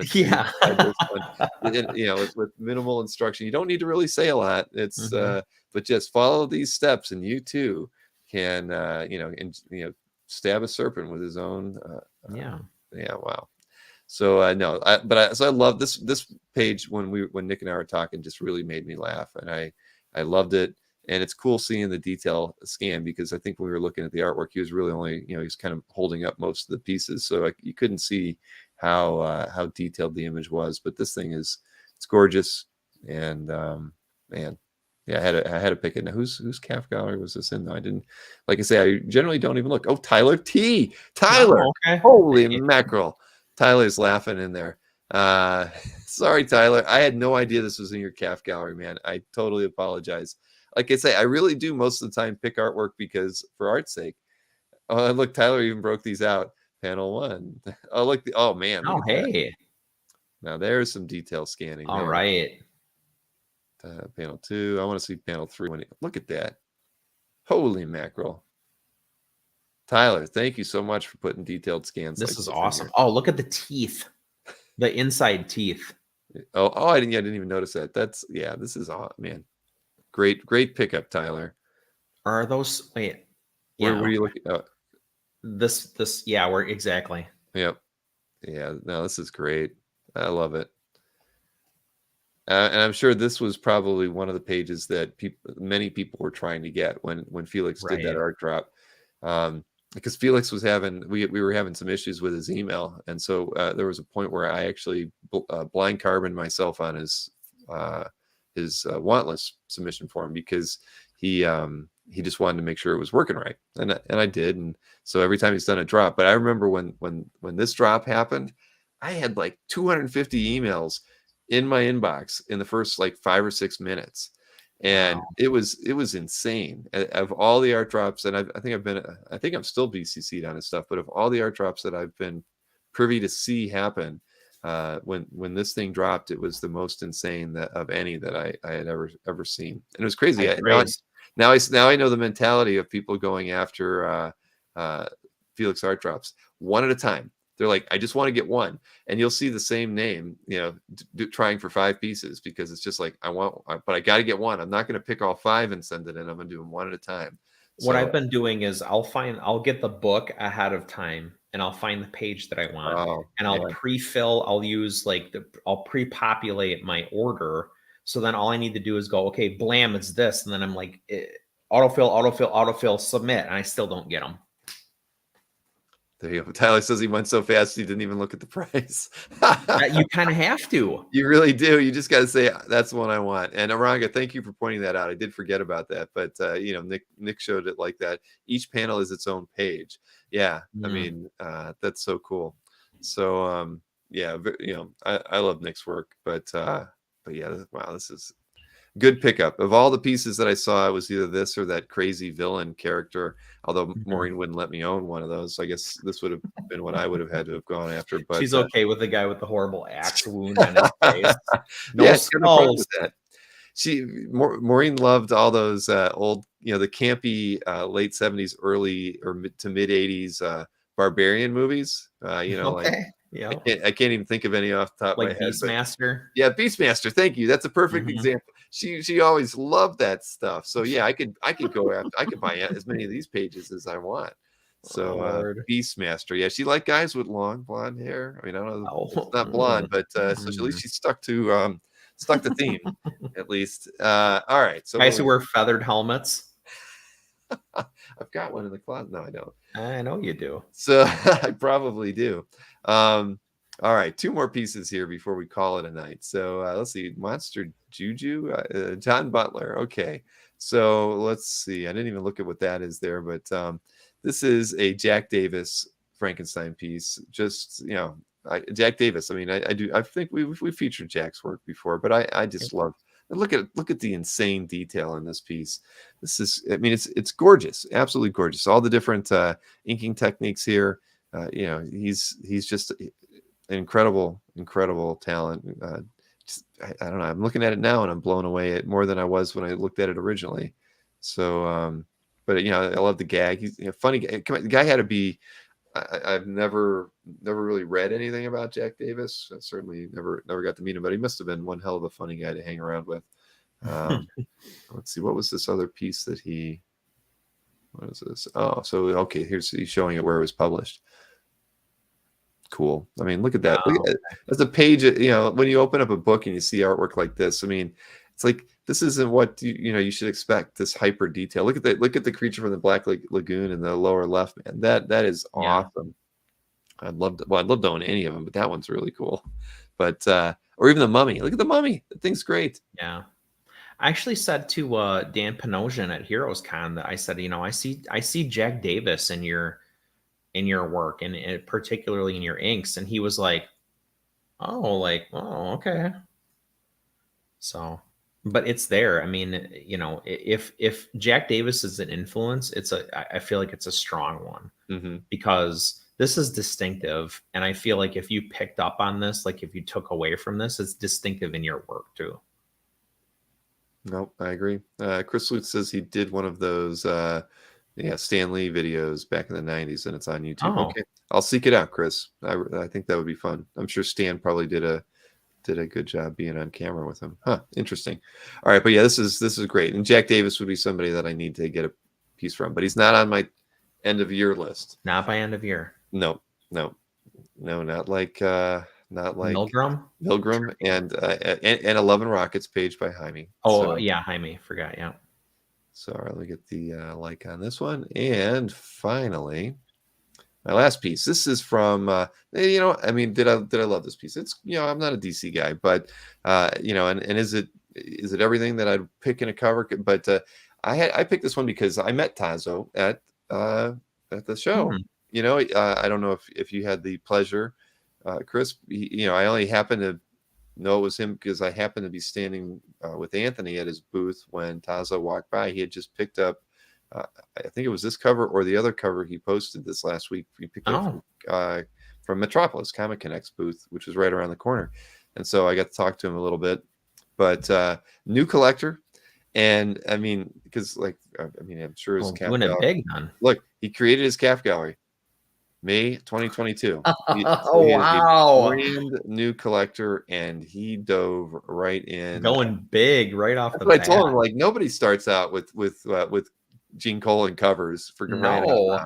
And I just thought that was so cool. So, you know, I wish I had more time to talk to him, but he's probably not in the chat. He's been in Dueling Dealers, and I know I'm going to say it wrong because he has the word comic or comics in his name. It's like his business name. It's not, but it's not that high quality comics. There's another guy who's been in there the last month that he said it to me twice, and it hasn't stuck.